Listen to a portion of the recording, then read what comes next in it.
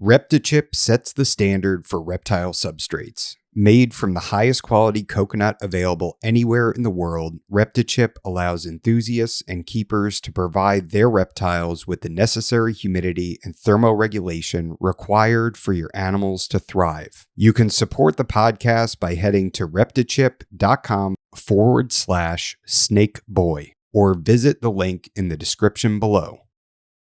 This episode is brought to you in part by Exoterra. If you're as passionate about reptiles and amphibians as I am, you know that quality matters. I use Exoterra products on all my reptile and amphibian enclosures, which is why I'm excited to be partnering with them. From naturalistic decor to innovative lighting and enclosures of all sizes, Exoterra has everything you need for your cold-blooded companions. Exoterra, make your reptiles feel at home.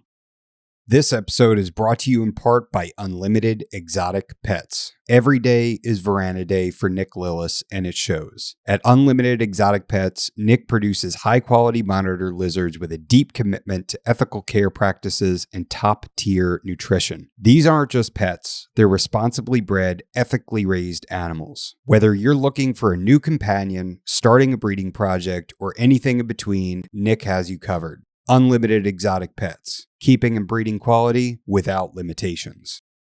Love reptiles? Don't miss this. If you're passionate about reptiles, amphibians, and everything cold-blooded, Reptiles magazine is a must-have. Each issue is packed with expert care tips, stunning photography, and the latest news in the reptile world. Whether you're a seasoned herpetologist or just starting your reptile journey, this magazine has something for you. Subscribe today and stay informed on the best ways to care for your scaly friends. For only $14.99 a year, you can step outside your algorithm and get exposure to things that you wouldn't normally see or learn about. My family reads Reptiles magazine, and you should too. Visit subscribe.reptilesmagazine.com to get started. This is the Expert and the Idiot podcast. If you like the show and you'd like to support us, there's a link to our Patreon in the description below. Some benefits include getting access to new episodes up to a month in advance. There's also links to USARK and USARK Florida. If you're not already a member, please sign up. Enjoy the show.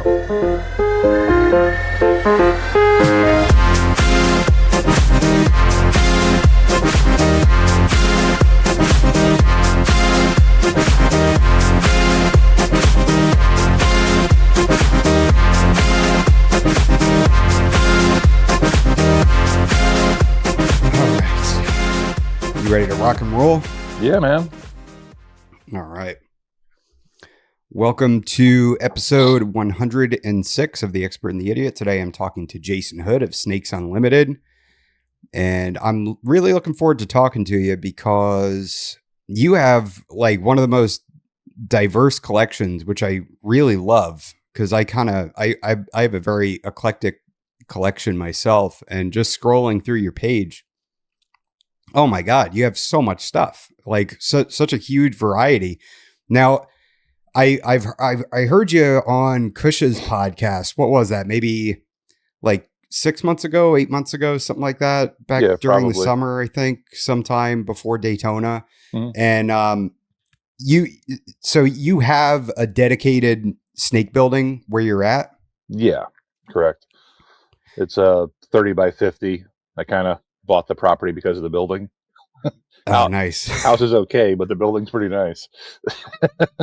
That's awesome. Yeah.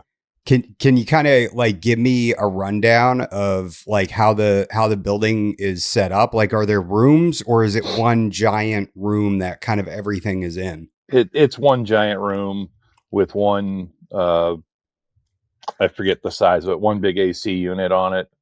And then just some fans around to keep the air consistent.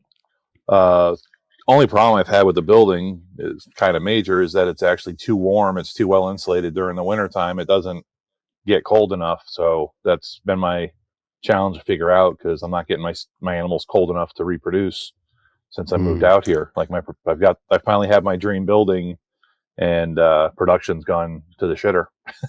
Oh no. I was doing better out of a garage than I am out of a dedicated reptile purposely built building. Like Wow. the shell of the building was here. I brought in spray foam guys to spray foam the whole thing. Um, Screwed up on that. I did a bunch of research, found all, crossed all my T's and dotted all my I's, and then neglected to make sure the spray foam they were using was flame retardant. So if you're going to do a spray foam, definitely make sure you get there is a flame retardant version out there. But I was looking at it to do it myself, and then the labor that it was going to take me, and then they were like an extra $1,000 or $2,000 more than me doing the flame retardant stuff myself. And I was just so focused on that I'm looking at flame retardant that I figured it was kind of a staple for the industry. And no, it's not. You can get non-flame retardant stuff. So I had it in here, and 6 months after I was in here, somebody asked me about it. I'm like, oh no, it's flame retardant. And I had a piece that I just kind of broke off that was an overspray in one section of the building, and I tried to light it up, and that shit went right up. It's like, not flame retardant. So that's a little terrifying. But it's also 4 or 6 inches thick, so any heat that's in the building doesn't leave. Yeah. So I have 2 big exhaust fans on the end. From the guy that previously had the shop was doing it as a finishing shop for his furniture business. So that was the exhaust fans are to blow out his stains and paints and everything. So they're, I think, 42-inch exhaust fans, and there's 2 of them. And if I flip them on, it sounds like an airplane started up, which is awesome. Except I can't leave a airplane sounding and size fan going 24/7. So I need to get rheostats on them to bring the speed down, which will bring the noise down, and also hopefully still cool the building, but not so much so that it freezes out the building. So I still have to play with that some more. And I work too much to have the time to get in there. And it's also a reptile building, so I'm limited on the number of individuals that will willingly enter my building to do work for me. So I have a lot of people in the area that are not reptile friendly. So I got a handful of guys I use that are aware and fine with it. But that's been a 2 or 3 year plan I've been trying to get done that I just haven't gotten done. And I'm at crunch time now where it has to get done for this season because, as you pointed out, it's a beautiful day in Florida. It's like 80 degrees right now. I'm sitting on my patio. I need to get when this cool weather comes again, like next week, I need to chill that building down. I feel like we had a nice little cold snap in October, and it's been like pretty dang warm ever since then. Like it's just been kind of consistently like high 70s, low 80s, which is really weird. Yeah, we had one night of like it got, depending where you were, high 30s, low 40s for one night, and the next day it was back up to like 75, and then it's been 60s at night, which is great and all, but again, without a fan going, my building does not cool down. So if it's 60 at night, my building's still running 80, 78, 80 all night long. Then I have my AC down to 78, and that's the other thing. I'm just going to bite the bullet and run that AC as low as I can. I got to get my AC guy out here because I've been moving the quail out of the building, but they're still in there and they're kicking dander up in the building, and that just kills my AC. I got to change the filter every 3 weeks, and it's still all clogged up with the dander on the fins. So I got to bring my guy out here at least once, if not twice a year, to completely pull the coolant part of the system, the fins. He has to pull them out and just hit them with a hose and just completely wash all the crap out of them. And like another 2 or 3 times a year, I'm using my mister on the spray nozzle underneath there myself with a cutting mask on, so I have a full shield, full face mask, so I can get in there and just spray all the crap out of it. It's horrific, but like I just finished the building, and I'm trying to move them out there, but I haven't got my lighting fixed. I work 60 hours a week, and then get in there working on the animals and take care of feeding, cleaning, and all that, and then whatever time's left, basically only on Sundays when I try to get the other projects done. And I'm just not. I'm so far behind on everything else. But I need to get lighting outside so the birds keep breeding, so I keep getting eggs out of them, because right now I don't have electricity out there. It's just like it's compounding issues left and right, and it's all my own doing. I'm putting this all on myself. But if I can get everything set up, it'll be great someday, eventually. Yeah. So what all are you keeping right now that you're really kind of excited about? I mean, like what's really getting you going right now? My tigers, I got the Tom Olympus locality tigers. Hmm. I need to get more of those out in the market because we were on the cusp of losing them. Uh, John Anderman, a buddy of mine out in California, who's kind of, I think he still keeps a couple animals, but he's kind of out of the hobby for the most part. He doesn't, he's not actively in the hobby, but if you do any of the California shows, he would bring in, he was the one that was bringing in the giant sulfurus that Roy Blodgett has, and the Tom Olympus locality tigers, usually at Black Pearl's table, uh, like probably 5 to 10 years ago. So people out in California knew either of him or at least knew the animals because they were showstoppers. And people would walk by, people don't even know anything about them. Be like, oh my God, there's a giant 12-foot long yellow snake right there. And they, everybody was paying attention to those animals. But anyways, John got the remaining animals left in the country together for the Tom Olympus locality. Those are the really tricolor tigers, Yeah. and managed to reproduce them finally. And no one had reproduced them for years. And what was left in the zoos, pretty much by the time I got my animals, what was left in the zoo stock had all died out, with the exception of Gladys Porter Zoo.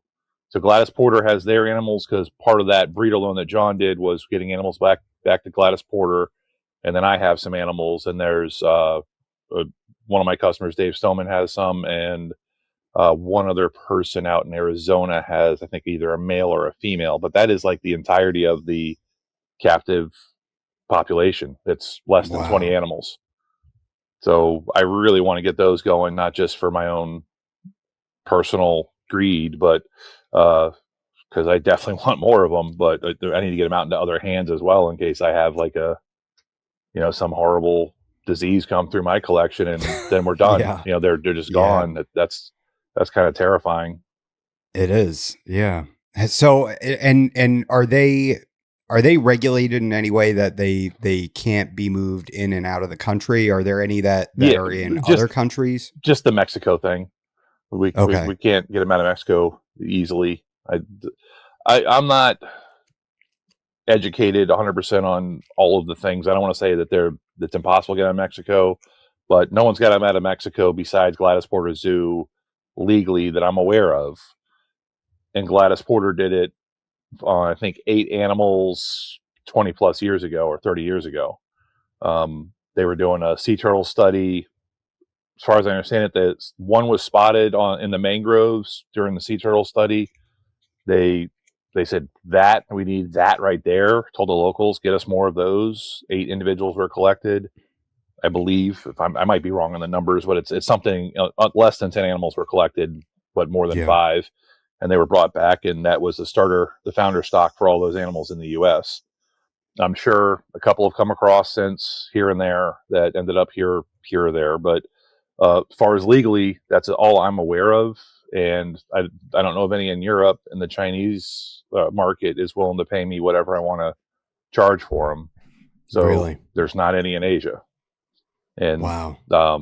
Dan from DM Exotics, since he's over there doing the shows, he's gotten the tiger rat interest up because they're a novelty over there. No one's ever seen them until he was over there with his. So the Asian market's incredibly strong for him right now. So it's not only is it something I want to reproduce, but the market's nuts for them. Like I sold a bunch of them out of the country in a heartbeat. I had a customer unhappy with what he was received in Europe. I was able to refund the animals and resell them to Asia and have them shipped to Asia in a matter of 2 hours. Wow. Like he was the let's go way back. So Spilotes pilatus is the like kind of general genus species of the tiger rats as we know them. Um, what's in South America versus what's in Mexico is definitely 2 different species, but there is not no one's done the work to prove it out. When they move Pilates, I just created a new genus there. When they moved sulfurus from Sustes to Spilotes, the guy who did that work looked at what was out there for tiger rats while he was doing it at a genus level. He wasn't looking at species, but he said there's definitely multiple species that someone needs to do the work on. Apparently, speaking of some other guys, we're talking 50 to 100 grand of money to get it done, and someone has to care about it, and no one really cares about it. So we're probably never going to get it done. All that to say, Mexicanus as a species ranges, were they to do the work, seems to range from Mexico down to northern Nicaragua. So everything in that range is Mexicanus. But the Tamaulipas locality is kind of like Okeetees, where you have Okeetees in Jasper County, South Carolina, and you might have a single individual pop up here and there throughout the rest of the corn snake population that looks generally kind of similar, brighter colors, better blacks and everything, but it's not a real Okeetee. And the same thing is true with the Tamaulipas locality. They are uniquely just stunning in Tamaulipas, but they just don't exist outside that region. But everything in the whole area is still going to be a Mexicanus tiger rat. So I shipped some animals that were mixed locality, Honduran Mexicanus to a Tamaulipas Mexicanus, and at birth they're really bright, and then they kind of fade out, and they don't keep that beautiful bright tricolor coloration. Yeah. Apparently a customer of mine who I thought was aware of that was not, and he got upset saying I doctored the photos. I'm like, no, here's all the photos. I sent you the photos all along. You can see where they faded between first, at hatching and second shed before they got shipped out. And here's the animals now. They faded a little bit more. It's been, by the time he got them, it'd been like 4 sheds. And he's like, no, you doctor. I'm like, all right, hey, here's your money. I'll get them moved. And somebody else grabbed them immediately. But it just has to get out there that the Mexicanus as a species is not necessarily the Tamaulipas locality bright tricolor animals. They're one and the same, but different things at the same time. Interesting. And now, if you're trying to get them like a more of those animals in the States, do you feel conflicted shipping them out of the States when you produce them? No, it's good business. I was less conflicted when I was producing them better. Now that I missed a year between years, and maybe it's not as good of an idea, but I want to get at least some of them here in the U.S., some of them out of the country. And I mean, look at a lot of other species we've had in the past ended up doing better in Europe. And honestly, European keepers and their style of keeping, we're changing here a lot recently, but their style of keeping in Europe is more suited towards keeping these guys better.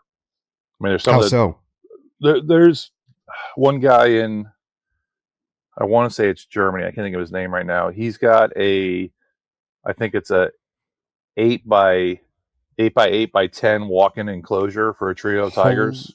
Holy shit. Yeah. Wow. Yeah. No, tiger rats, they want all the room. You want to convert, like I can convert my screened enclosure for my pool to a cage for them, and they'd be just as happy, or much happier, really. And they want to be cruising around in the trees. So with that in mind, giving them the guys who are going to give them big enclosures is definitely a much better feeling at the end of the day. Interesting. Yeah. Do you keep so and do you think that like helps with, what do you think that helps when you sell them to somebody that keeps them in a giant enclosure? Do you just feel better about that yourself, or do you think that it helps sales, or like what do you feel that it's beneficial for overall? Oh, sales don't need help. Yeah. People I get harassed and called names because I don't have stuff available. No, it's just better for the animals. Like they're going to be a better, stronger, healthier animal. I try to get mine outside when I got time, to get them out in the sun and let them crawl around a little bit outside, at least throw them in the grass, let them cruise once in a while. They're in 8-foot neodeshas, but the 8-foot neos aren't that tall. They're, I think, 18 inches tall. I mean, the irony of me stating how big the guy's cage is, and then I don't have that big a cage. But I am thinking about trying to do some outdoor cages here as well. Just give them something massive outside to see how they do. But Hell yeah. just the animal is going to be a healthier animal if it's got more room to move around. It's going to be a stronger, muscular wise, it's going to be stronger and just be a healthier, better animal, and hopefully they reproduce better that way. Yeah. Yeah, I mean, I have some boas in 6x2x2s, and even just giving them that 2 feet of height and putting like branches up high, like even at 6.5 feet, my female Argentine still climbs up in the branches and perches up there. And it's just super cool to see. It's cool to observe that behavior. But like you said, that has to be good for them and their muscles and everything, their muscle tone, to be able to move and stretch out like that. I think Detroit Zoo, if I'm remembering the right zoo, when I was up in Chicago, I was able to organize the field trips for the Herp Society to various zoos, and one of the ones we went to was Detroit Zoo. I'm pretty sure it was them. They've got a black kid on exhibit that I think is it's maybe 2 feet or 3 feet wide by 2 or 3 feet deep, but it's a 6 or 8 foot tall enclosure. And they had a vertical branch, or horizontal branch really, up into the corner. And the black kid was 6 feet off the ground, tucked up in the corner in a little nook on the branches. That's where it was its happy place. And we don't think of blackheads as being arboreal, but it was sitting up there like a green tree python or something. And I've always said, pretty much everything in a cage is arboreal. There's nothing. There's no 100% when it comes to snakes that elephant trunk snakes aren't going to come out of the water. Great, yeah, you got me. But pretty much everything else that if you give it an opportunity, sand boas will climb. If you're like, oh my god, no, sand boas are climbing, or back in the day when people found out that ball pythons climb trees, like, whoa, that was moving. But yeah, everything that you put in an enclosure, you have so much space, and that's it. They're gonna at some point get bored and move around. So to not offer climbing opportunities is a missed opportunity on the keeper for sure. Yeah, for sure. Especially if you have this space, like if you keep in like a 6x2x2, throw a branch in there and give them the opportunity to go up. Or the shelving. And also they can, and they can regulate their temperature that way too, because it's often quite a bit warmer up at the top of the cage than it is at the bottom. Yeah, like it's kind of surprising. Do you so being in Florida, I'm always excited to talk to fellow Floridians. I think you're directly straight across the state from me. Are you down here? I didn't realize that. Yeah. Yep. I think you're like on the Atlantic side. I'm on the Gulf side. Yeah. And yeah. So do you plan on moving stuff outside? Yeah. Sorry, I'm getting hot. I'm trying to turn my fan on. I want to do some outdoor enclosures. I'm buddies with old Ron St. Pierre there, and he's a terrible influence on you if you do have space, and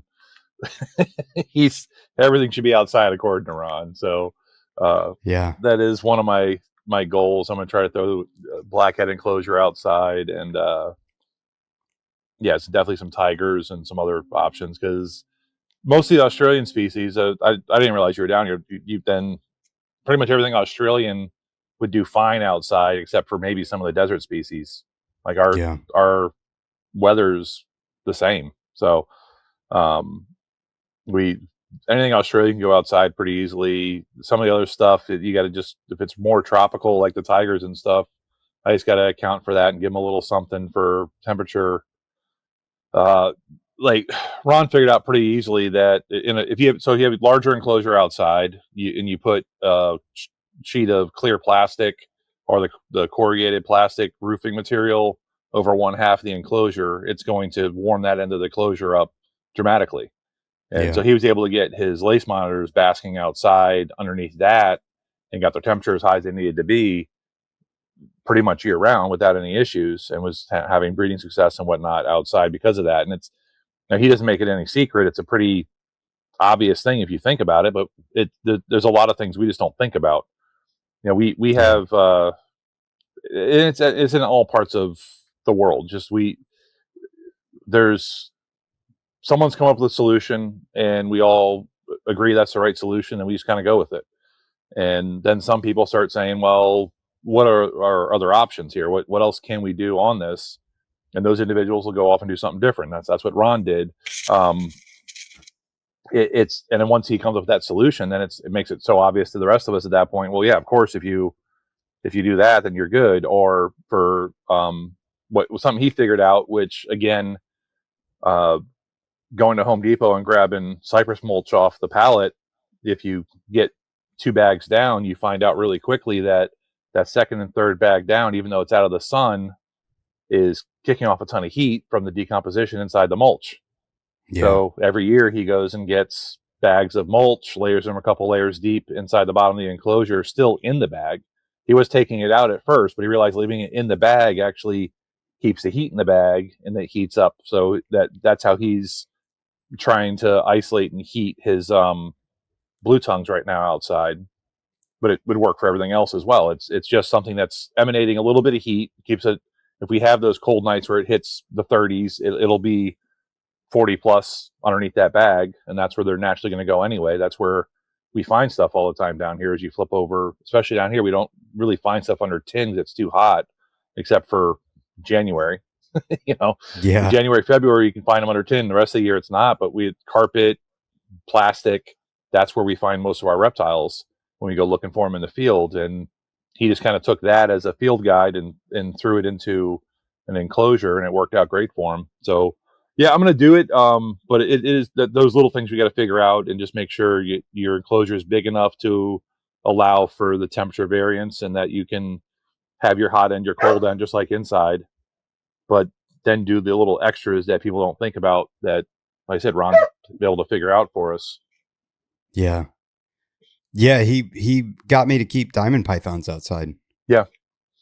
I mean, and this is my first year with them outside, and at first it was terrifying, and now I'm like, wait a minute, these guys are thriving out there. When we had that really cold snap, and it was in the 30s, I was terrified, but they're doing great.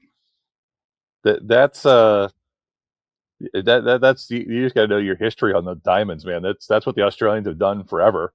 They have, like, a buddy of mine. I mean, he's all the way up in Darwin. I was just over there, but a buddy of mine has a ridiculously fantastic enclosure he's built. Like I think he's a computer technologist or something for a real job, but he kind of took that overly meticulous mentality to building his enclosures, and he's got a stainless steel enclosure outside, that stainless steel mesh that he welded up together all himself, and it's all perfect. Wow. And it's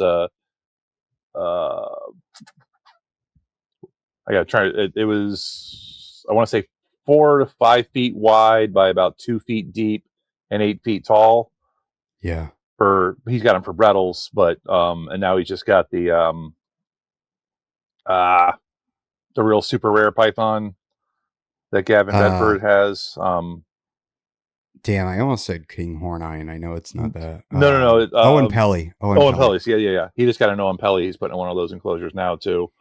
But wow. Yeah, that's the Australians use their aviary cages like crazy for that. And then there was a guy in Europe that had his diamonds outside with snow in the background, and a couple of pictures back in the day on so it was an NPR, the Morelia Python forums. Those forums back in the day. He posted that, and some people freaked out, and he's like, well, here's the eggs from last year. Here's the eggs for all you guys who got upset about the snow in the background. Here's the eggs that came out this year. Yeah. Diamonds don't care. Yeah, that's I had messaged Lucas Lee and Scott Eiper, and Scott Eiper called me, and he's like, this is what they're meant to do, man. Just, they're meant to be outside in these temperatures, And I'm like, yeah, but this little female, like, she's 18 months old and she's laying up on a branch and it's 46 degrees. And he's like, that's because that's where she wants to be, just let her do it. Yeah. Well, like I said, man, if you give them the little things for temperature, for climate control, basically the temperature variance by your add-ins, like the bag of mulch, if you haven't done that already, throw a couple bags of mulch on the bottom and then go in and temp gun underneath those suckers after a week. And you'll be like, oh, wow. That's different. But yeah, no, they do just fine. If they need the temperature, they'll find it. Yeah. Yeah. I'd like to get more diamonds, and I just had Nick Mutton on, and he was like, dude, you should get Brettles and inlands as well, and they would all thrive outside here in Florida. I mean, we're about the same distance from the equator in the northern hemisphere as Australia is in the southern hemisphere, so it's Yeah. very similar. Yeah, the Very blackheads, similar. and I just went over there, and the where we found a blackhead, both my blackheads I found that were alive were definitely we were all the way in the southernmost range, which would be their equivalent of their northernmost range, and that was straight desert. So that was kind of eye opening. But the northernmost one I found, which would be our southernmost, was definitely tropical, subtropical area. Like Mm. I landed in Alice Springs and then drove up to Darwin to pick up my buddy Dale, but also just because the plan was to go with the crew to the Red Center, and nothing that we were planning on doing was going to be within blackhead range. But we were,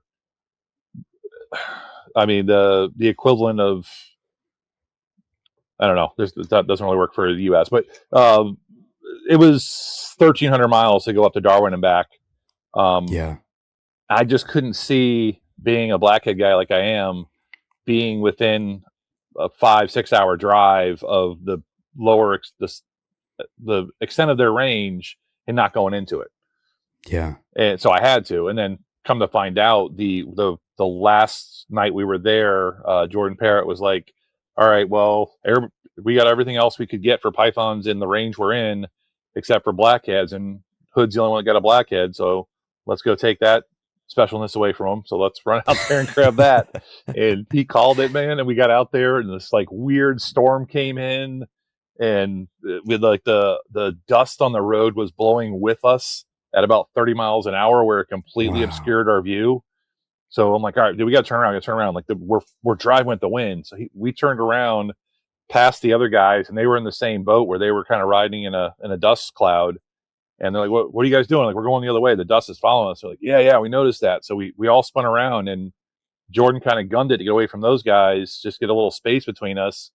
And sure enough, there's a blackhead cruising across the road, and it was everything I wanted. The first one we got, first one I got with Dale, was amazing because it's just like the third night or fourth night I was there in Australia, and absolutely, it was everything I wanted out of a blackhead experience. With that last one with Jordan and them, it was just, with the crew there, it was just that much greater. It was a better looking animal, and we had way more time with it because we were on a off the beaten path road, so we didn't have to worry about a road train creaming us and destroying us or anything. And Yeah. it was amazing.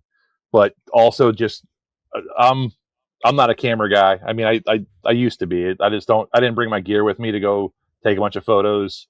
I would have been completely out of my realm anyway, because those guys had tens of thousands of dollars of camera equipment. I got maybe $2,000.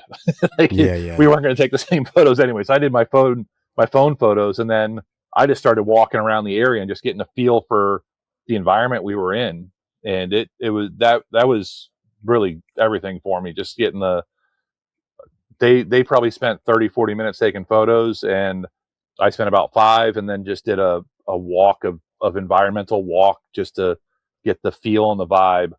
And I'm sure you've heard the guys at NPR talking about when they went over there, and it kind of gets you a different feel, a different vibe for how you keep your animals all together. It was really kind of special in that environment. Hmm. How did it, like, did you change anything? Did you change the way that you keep? Not, I want to get them outside. That Yeah. was really my kind of, yeah. This is they're having seen the roadkill one in one extreme, and now a couple live ones in the other extreme. Like I kind of felt like I saw the breadth of what they're capable of dealing with, and I'm well within that range here. Yeah. And just what they're doing there, for what it was so desolate. I mean, we were in the desert, so they're not sitting and waiting in one spot for food to come along. So all of mine are in 6-foot enclosures, which is fantastic. It's also nowhere near big enough. I can easily run 16-foot enclosures outside, which is still nowhere near big enough. But I can at least give them some variance within that I can't do in a 6-footer, and let them have more time to cruise, be in the sun, be out of the sun, set up a burrow for them and everything else, and just feel a little bit happier with how I'm keeping my animals. Now, let me ask you this, because this is a concern of mine, is pentostomes. Yes. So with blackheads being snake eaters and wanting, like, that if something meanders into that cage, they're going to try to eat that thing, right? Well, I mean, I'm going to use 1/4-inch mesh, but it's going to be the lizards that are in there crapping in the water. I think really where they're going to pick stuff up. Yeah, no, that is a big deal, because I were you at IHS? I was not, and I'm ashamed. I'm ashamed. It's 25 minutes from me, 25 minutes away. It's probably for the best, dude. That was absolutely terrifying. Like, they had a 2 days of a day and a half of just, all right, here's all the reasons you should be terrified of everything around you. And I've always said, I just go out in the yard and grab branches and leaves and throw them in the cage, because the coming up, the big thing was always mites. You're going to give your animal mites, or you're going to pass on something else. But no one ever defined what the something else was. And nothing that anybody thought about as a something else that you could pass in there was a reality. So it never bothered me. But the pentosomes, that's definitely a reality, because they're on those leaves. They're in there. So if you're doing anything from outside to inside, and you're not doing a complete bake of those items, you definitely can be transporting them into your enclosures. And that is terrifying. That whole thing was just weird too. The Burmese pythons, like I'm going to probably slaughter this and have somebody that actually studies think I'm an ass for saying this way, but from what I understood, the Burmese pythons will have 3 to 4 pentosomes inside of them that are yay big. And that's it. They're not absent. They're there, but they don't grow large, and they're limited in numbers. Whereas pygmies that are getting hit the worst will have 9 to 12, and they're 4 times as big, and they basically drowned in worms. It fills their lung and they can't breathe. And what blows my mind about that is there's something in the Burmese pythons and their bodies that's preventing reproduction, or more than so many of the eggs succeeding once they enter their system, but not stopping them completely. And it's preventing growth, but not stopping growth completely. And that's lacking in the pygmies, as far as I understand it. I might be completely wrong about that, but just the way they're explaining it, they're like, yeah, the numbers are fractional for what's in a Burmese python, which is exponentially larger, and the size of the pentosomes are fractional compared to what's in a pygmy. Like, some of the pygmies they're saying are dying, and the pentosomes are actually growing out of their esophagus, and not their esophagus, the air tube. I can't think of the name of it. But they're literally like growing out of the air tube while they're still alive. Like, as they're crawling around, they're just sitting there with their mouth agape, and the worms just hanging out of their mouth while they're in the end stages of life. They're outgrowing the lung, which is just that like, if you told me that the Burmese pythons prevented them from growing, okay, like, they don't grow. That makes sense to me. But the fact that they do succeed, but just not that well, that's kind of weird to me. But they're everywhere in our collections, and the range of them is pretty extensive outside the state of Florida. Not our collection, sorry, in our native population, they are everywhere. Over in Tampa, they mentioned that there was an Australian water dragon breeder that had them in his collection. He brought his Australian water dragon into the vet, and they found some that's what they found had killed the animal there, and then a bearded dragons as well, where people had bearded dragons outside. They tested, I think, 4 different bugs, like mealworms, roaches, crickets, and something else, to see if they would all transfer. They all transferred. Like, so. Oh no, dude! What are you doing? Yeah, stop telling me this. That was like one talk. That was one talk out of like 4 or 5 that were just like everything's going to die talks. It was horrific, Wow. but also enlightening at the same time. Like not enough people go to these. So colubrid corruption or not colubrid, CCR and the colubrid fest thing. Colubroid. They're having the same issue. Not enough people go to these talks to find out the information, but everyone wants to go to the show, and that's always been a hobby issue. Like the Chicago Herp Society, we did an event where we had 220 species of reptiles and amphibians on exhibit. Every reptile person in the Midwest should have wanted to go there, but nothing was for sale, so we couldn't get people in the door that were reptile people. General public came, but since the herp community couldn't buy anything, they wouldn't show up. Like we had sun gazers on exhibit. You're not going to see sun gazers unless you go to one of 3 or 5 zoos in the country that has them, and they're going to be 15 feet away behind glass. We had them where you could touch them.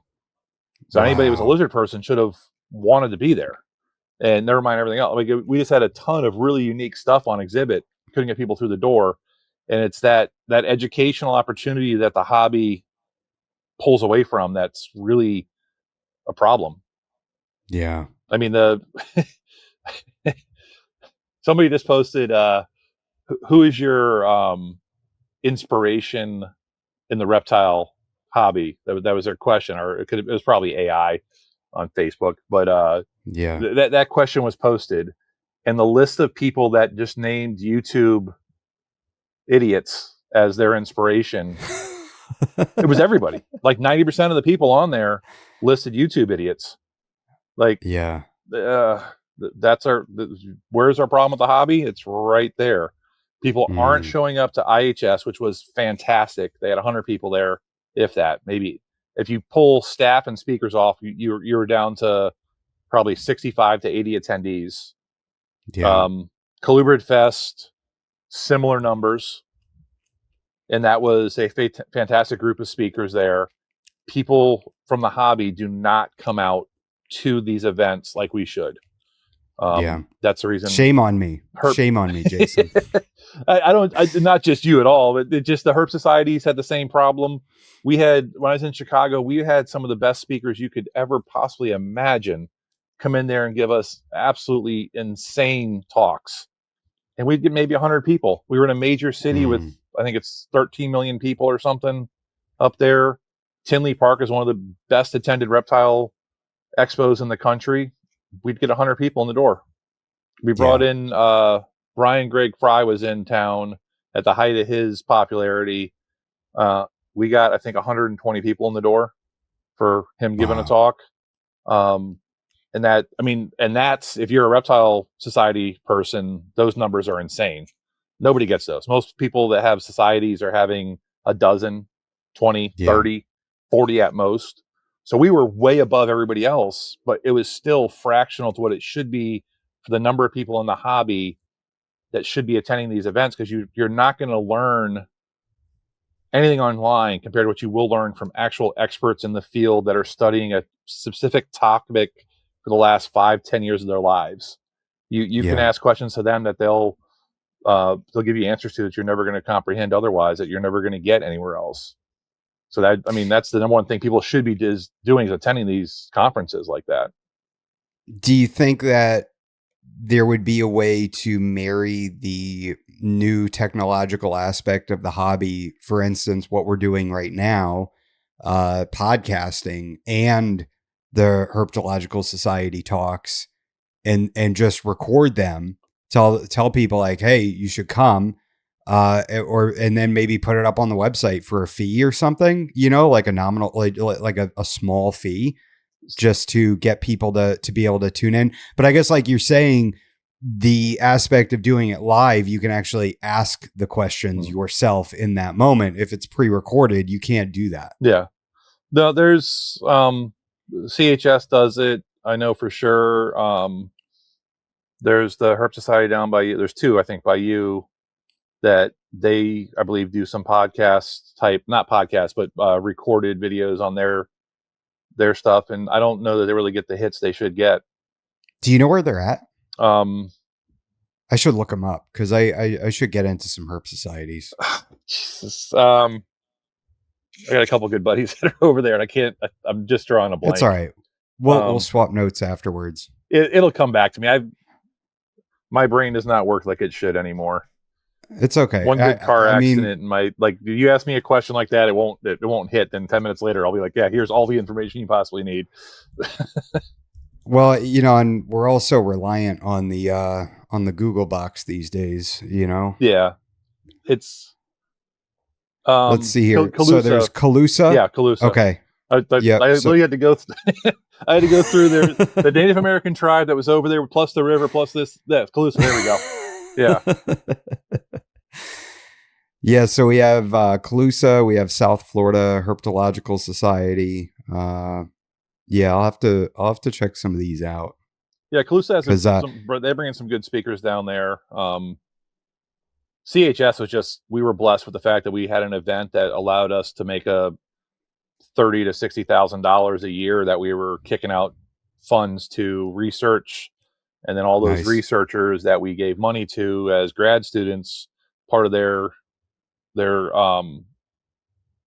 course that they're doing with their college, they have to go give talks. And since we gave them money, we're just like, hey, payback. We'll pay your way out here. You come out and give us a talk. Tell us what you learned with our money. And so we had amazing people come out and give us talks because of that. And then also hobby people as well. That's the other thing that's weird is if, I'm sure I'm guilty of it myself. I was running the CHS either as vice president or president or whatever for quite a while. So I knew everybody was coming out. Plus I had to go because I was on the board. So I had to be there. Like, it wasn't like I had a choice. So I would pick, when I was vice president, I would pick the speakers I wanted to have talk. And then I would also learn more about what the talk would be. But sometimes reading the synopsis of the talk, I would think, man, I don't care about this. Like, this is going to be a crappy night.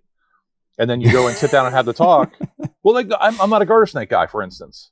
I'm not a garter snake guy. And a lady came in and gave us a talk on garter snakes, blew me out of the water. And I wish I could remember there was something she came up with that she told us, and that was kind of just really mind blowing. But I can't remember what it was now. But my point being is, like, even though there's something you don't think pertains to you, these animals are all operating in the same general niche and ecosystem. So even if it's not your specific species or type of animal, it's turtle talks. You can learn something in turtle talks that even though you're a snake keeper, that would pertain to reptiles and snakes in general, just because you're sitting in the room, like, or they come up with different things for you. Or a guy came in to give a talk about montane garter snakes in New Mexico that were being wiped out because of the adjacent salamanders got wiped out from a fire that put soot into the river system where the salamanders lived. Okay, I don't do montane garter snakes. I don't do salamanders. What am I possibly going to learn? We can sit down there and he's like, well, 1 year, the population got so bad, we had nothing to study. We were in the field. We had our 6 weeks in the field, and there was nothing there for us to find. So we went down mountain, hit the valley below the mountain and cruised there, and we found a bunch of hognose. So we did gut content study on the hognose for a season and a half, and turns out the hognose were eating almost nothing but ground-dwelling bird eggs, quail eggs for the most part. He said that I just found that was kind of interesting because I'm not really a hognose guy, but I always assumed hognose only ate amphibians, and we did a season and a half of nothing but quail eggs in their diet. Wow. And that's one of those things that, like, if you talk to people who keep hognose and like, hey, they eat quail eggs like crazy, they're like, no. Yes, they will. Like, at least that population would. I don't know if they all will, but you know what I mean? Like, so, like, here's a topic that it's not anything that's going to do with anything I know anything about. But while you're sitting through that talk, you find out, well, because of hardship in one area, they had to go study something else. And now here's something that's, montane garter snakes and salamanders aren't really hobby animals. Like, there's some people that keep them for sure, but hognose are massive. Yeah. And here's a guy giving a talk unrelated to hognose that gives you some hognose information. Yeah. So I guess the point is, all these talks, you can get in there and you can learn things about your niche without realizing you're going to learn them. It's kind of like the benefit of like Reptiles magazine, like when I wish that they still did print. It's such a bummer that they don't do print anymore, because you get it and you thumb through and you learn things about things that you wouldn't otherwise be exposed to, because you're paying for the subscription. You're going to sit down and look through it. And then, like you said, like, oh, I don't keep turtles. I don't plan on keeping turtles, but oh, this is really interesting that, there is this turtle that you can keep this way and it requires these temperatures, and it's just getting that exposure to things that you wouldn't normally have, which is good and bad. Yeah. I may or may not have albino Chinese soft shells now, because I learned I could keep them outside and have no problem and produce the crap out of them. So, yeah. I was just going to say, then you might end up wanting those animals. Yeah. Good old, my buddy points out to me frequently now. He's like, oh yeah, Snakes Unlimited. We got a table full of blue tongue skinks and albino softshell turtles. Great. Where's the snakes, dude? But I will say that, like, even doing this podcast, I've gotten exposure to things that I never would have been interested in. And now, like, I get obsessed with stuff. Yeah. Like dry Marcon, now I'm obsessed with dry Marcon. I just had John Michaels on, and, now I want to get an indigo really bad. So just similar obsession, but I maybe a different take. You got Texas indigos and you've got Mexican indigos, two very similar species, and no federal permits, no possibility that Florida is going to be like, hey, I know we're not doing anything with indigos right now, but tomorrow we are. None of that stuff, because that being a Florida guy, right now, Florida, there is no FWC regulation other than you have to have obtained the animals from outside the state and have the federal permit showing you did so for Eastern indigos. Tomorrow that can absolutely change to, you need to register your Eastern indigo and we're going to inspect you annually and come into your facility. And then if right now my guy's fantastic, it does my inspections, but I know of another individual who got hit for poop underneath his yellow anaconda that had scale marks in the poop, where the snake had clearly pooped, wrapped its own poop and sat on it and never moved. And the guy didn't know it was in there, and he hit him for having dirty cages. So really, my take is, I don't want anybody inspecting my facility for any more reason than they absolutely have to, for the bare minimum of inspections they need to have, because I don't need one water bowl getting flipped on the backside of the building that I didn't see being the reason I'm getting fined or anything else. Yeah. So. Oh yeah, I'd much rather go. I think I've settled on the Texas indigos. Yeah. Because like Kevin Butts has those like pure black Texas indigos. I don't know if you've seen them, but they're bananas. They are incredible. Like they look like Mexican black kings. Like they're pure black, incredible. So I'd love to get one of those, and then I'd love to get one from John. And I gotta just get a pair, because I'm afraid of the poop. I'm afraid of the dry Marcon poop. What do you keep any colubrids right now? I keep 0 colubrids. Yeah. So I think the biggest complaints come from people coming from the boa world and the python world, where you get those cute little dry dog turds for poop coming into the colubrid once a world. week. Yeah. Yes, colubrids have wet poops. Yeah. That's what they are. I personally don't see any big difference between. I have blacktails, yellowtails, and Mexican, both localities. So I have the white belly and the red belly Mexicans. They're not any particularly bad pooping thing, realistically, compared to the rest. I mean, I got bull snakes, I got the Spilotes, I got fire knacks. They all poop. I mean, as I frequently sing during my shows as I'm cleaning deli cups, everybody poops. Dude, I saw you at Daytona and I walked by you and I wanted to talk to you, but every single time, like, people were just constantly talking to you every time I walked by, and I eventually gave up. Yeah, it's if I have good stuff on the table, I get crowds, and hopefully I have that problem every Daytona. That's always my worry at Daytona. Is Daytona has always been a turtle show. People just don't realize that. Like, Wayne's never gave a crap about the seasons for colubrids or anything else, or pythons. Like my blackheads hatch out in time to be out of the egg, but not be feeding. Womas maybe will be feeding. Tigers are early enough. Drymarchon are early enough, but the rest of the colubrids are the month before. I mean, I Yeah. usually have eggs still incubating and animals hatching that week of August. So it's always a terrifying show for me. Like, am I going to have any inventory? Is anything going to be there? Am I going to have like a rush on what's available, and then I show up and I've got nothing? So I'm always anxious with that show. Yeah. What did you think of this last show? It seemed a little quiet. I did not have the density of animals that I wanted to have, and I did better than I expected to. So I can't Nice. complain. It was better than the previous 2 years. Sunday was dead, I think, if I remember right. That's when I was there. I didn't make it out for Saturday. I was there on Sunday. Shows in general, it's a decade or so ago, it became cool to talk about how bad the show was and how there was no variety or anything there. And I heard that after this Daytona, which it was absolute horseshit. There was a ton of variety there. There was a bunch of different Lots of variety. species. But people, it's just a cool thing to do. You get done with the show, like, oh, all I saw was ball pythons and crested geckos. Yeah. Look a little harder then, bro, because there was a lot of variety there. Especially Daytona still pulls in a bunch of the old school colubrid guys, the absolute crap ton of turtle species, obviously.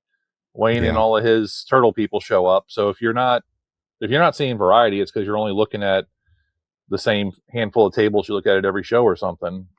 There's a few Florida guys that only do the Daytona Expo as their only show of the year that show up and bring stuff out. Dr. Elliot Jacobson, he only does that show, and he brings out all his Drymarchon. Classically has one of the worst displays of any show. Sells out every show because he's always kind of under market on all of his Drymarchon, but he puts a little whiteboard up in front of his table or on his table with a list of what he has, and everything's in opaque containers on his table. So if you don't stop and look and read his whiteboard and go through his methodology of how he advertises his stuff, you're going to walk by like I did for years. You'll be like, yeah, there was Drymarchon here? Where were they? Oh, over there. Then I finally go find the guy Sunday afternoon. Oh no, I'm sold out. I was sold out yesterday. It's like, damn it. I did that for like 3 years, and I would just, every time I'd walk by his table, I couldn't find him because I'm looking for Drymarchon out on the table, and he had them tucked away in these little opaque food containers. You couldn't see them. But there was a ton of garter snakes there this year. So it was a good show. Same with Tinley. All the ball python people were complaining about Tinley. I went up there expecting to do nothing. I did great, and also had I picked a bunch of animals up too because there's a bunch of variety up there. But turns out the boas, ball pythons, and geckos were underwhelming in their sales. Do you think that's because, like, right now, like, maybe the I hate to say like the morph market. I don't even know what I'm trying to say, but like maybe that side is just going through a little slope, but like the people that are in it for the species and the passion are still chasing it and getting after it and producing and, you know, and everybody's still buying. Yeah. People are still spending their money. People are still buying.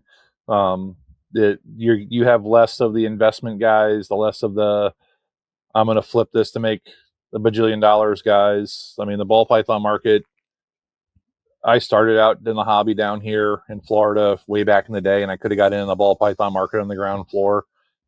I didn't like ball pythons then. I'm not really a fan of them now. And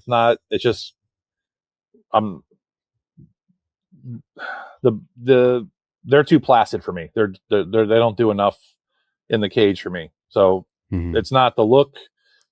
And that's one of the things I find ironic because occasionally I'll walk a show and I'll see a ball python on the table. I'm like, oh shit, what's that? I go take a good look at it. I'm like, oh, it's a ball python. And in my head, my head had registered the pattern, the coloration as something else, like an existing species in the hobby. I'm like, oh, cool. Is that this? And I go look at it like, no, that's not a jungle carpet python. That's a ball python with jungle carpet colors on it. Or like, I don't know, that's a bad example, but there's been a few times I've done that where I thought it was something, a totally different species. And then, oh no, it's a ball python with the almost exact coloration of an existing species. And that one's going for tens of thousands of dollars. But It's like, wow, you just created something that already existed in a much more exciting form. Like this animal actually moved and did stuff. But yeah, I've never understood the ball python market because that's just not. I'm not. That's not my reason for keeping in the hobby. Like, do I want to make money? I'm like, I'm not one of these clowns that. I'm not in this for the money. I'm absolutely in it for the money. Yeah. I pray I can make enough money in this where I can not work 60 hours a week, because I work 60 hours a week every week. I would rather not.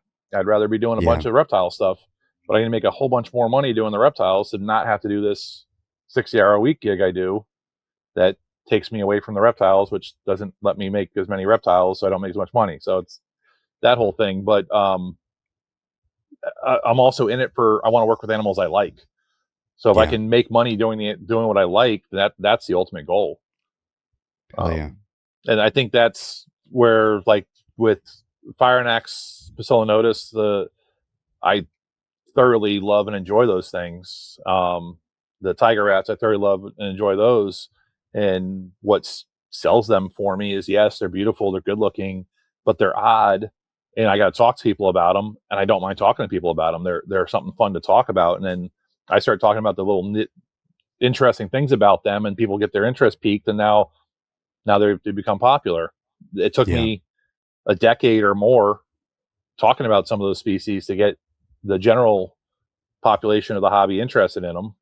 But I'd rather do that based on real interests than, hey, you can make $10,000 off this animal next month or next year if you just, buy these two animals and breed them together. Like, not that there's not an economic factor in the sale of some of the stuff I do where people think they can make money on them, but more so than that is that there is definitely a real heartfelt interest in the species. So making money is not dirty to me. Like, we should all be trying to make money in this hobby. Like, I don't know why that cliche has become such a popular one for people to throw out to claim they're not here to make money. Because bullshit, you're definitely in it to make money. Like, you don't have 20 of those because you're not trying to make money. You're definitely trying to flip them to produce them to make money. Like, that's not a bad thing. But you should be doing it for the interest that you love the species and that you want to share that experience with the hobby with other people. So making money is totally acceptable, but you think that there should be a passion behind it. Yeah. No, I mean, it's a purpose. Like the pyramid scheme of the what we have in the hobby, with the ball python market and some of the gecko markets, there is definitely an absolute pyramid scheme where guys are just simply doing a short-term stock investment on living creatures, and that's how they're treating it. They're treating it like a stock market investment, and this is where the market's going to be, and this is what I expect to make on this animal and this project. And I have no real issue with that, but if you're not, at the end of the day, if you don't have passion for that project, if you don't have real interest, real love for that species, when that fails to make you the money you expect to make, you're going to have the guys leaving them in storage units. You're going to have the guys leaving them behind, wherever, or not taking care of them, but the money's not there anymore. I mean, you have to have some concern and love for the animals to pick up poop every day. Yeah. I mean, at the end of the day, if you don't, there's only so much poop you can pick up before you're not willing to do it anymore. Yeah. Yeah, I get that. That's, so I kind of want to get into a little bit more the dry markon. Like how do you keep yours? Like what size cage do you keep yours in? And I'd like to get into breeding too. The ones I'm doing right are in either a 6-foot vision or a 4-foot vision. The ones I'm doing poorly right now are in drawers, and I need to get them out of those. They're going to go into 4-foot neodeshas. I went over and bought 50 cages over near you in Tampa off a closed down facility like 2 years ago that I never put into use yet. I mean, I have 20, or I think about 20 of them I've cleaned and sterilized and put into use, but I have another 30 that are sitting there waiting to get done because I just don't have the time. Wow. Because I really want to. I'm going in there peroxiding. I'm letting them soak, and to clean 4 of them, it's a full day for me to do a full sterilization, clean, pressure wash, everything else on them. I get 4 to 6 done in a full day of work, and it busts my ass. So it's this time of year where it's not as hot, and a day I've got some quiet time. I try to hit them, but anyways, I want to do them in the 4-foot enclosures at a minimum, but 4 to 6 foot enclosures on a dry market, I think do well for them. Again, if you can put them outside, which you absolutely can, they'll use all the space you want to give them. Yeah. They're another one of those seek and destroy animals like the blackheads. So they're definitely a cruising animal. Yeah. Just watch out for those pentastomes. That is, yeah. No. I guess in that case, don't do those talks, and you don't know any better. Yeah, I had I had a rhino iguana, and I'm like 99% positive he got pentastomes now. Yeah. I think he was eating all the anoles that came into his cage. Yeah. And I think that the anoles were coming in, and he'd nab them when or if he could. And I think that ended up compromising him, unfortunately. Yeah, they had Chicago herbicide. We had Jesus, the guy that wrote the book on veterinary care. Good Lord, down the Keys.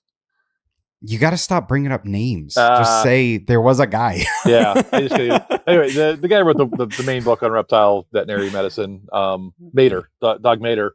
Okay. He came up and did a talk for us at the CHS, and it was on an indigo that had pentasomes, and it had been getting treated for respiratory distress repetitively by somebody, and then they had to go through all the federal paperwork to get the animal shipped from wherever it was down to him in the Keys. Then he had to go and do arthroscopic surgery and actually pull the worms out of its lung once they figured out that's what it was. Crazy. Because treating the worms, either it was killing the worms and causing pneumonia afterwards, because as they disintegrated in the lung, they had to treat the infection that came from that. But then the worms would come back anyway. So he had to go in there and physically remove them one by one. And he had pictures of it and everything else. But that, ironically, was not an indigo kept in Florida. That was like one from somewhere out in the Midwest that happened to just have the pentasomes somehow anyway. Jeez. So I don't know if they got them. I don't know if they were even the same pentasomes, or if they were something from feeding on fish or frog legs or something. Because there's not. I mean, there's that one big Asian pentasome that we're worried about here, but there's also other ones that you can get from alternative food sources. No way, you can get them from friggin' frog legs, like from like an Asian market. Yeah, I believe so. If they're not frozen deep enough, I think you can. There's definitely some parasites you can get from those. I mean, it's a risk. I mean, you get parasites from your rodents too. I mean, if you're feeding crickets carry all sorts of parasites. Everything carries parasites. It's not that we don't have parasites in our collection. It's that the animals are kept well enough that the parasites don't overwhelm them, and they don't. The pinworm doesn't overwhelm your bearded dragon. That's definitely in your crickets. That's why they want to get as hot as they want to get. They want to try to fry those pinworms.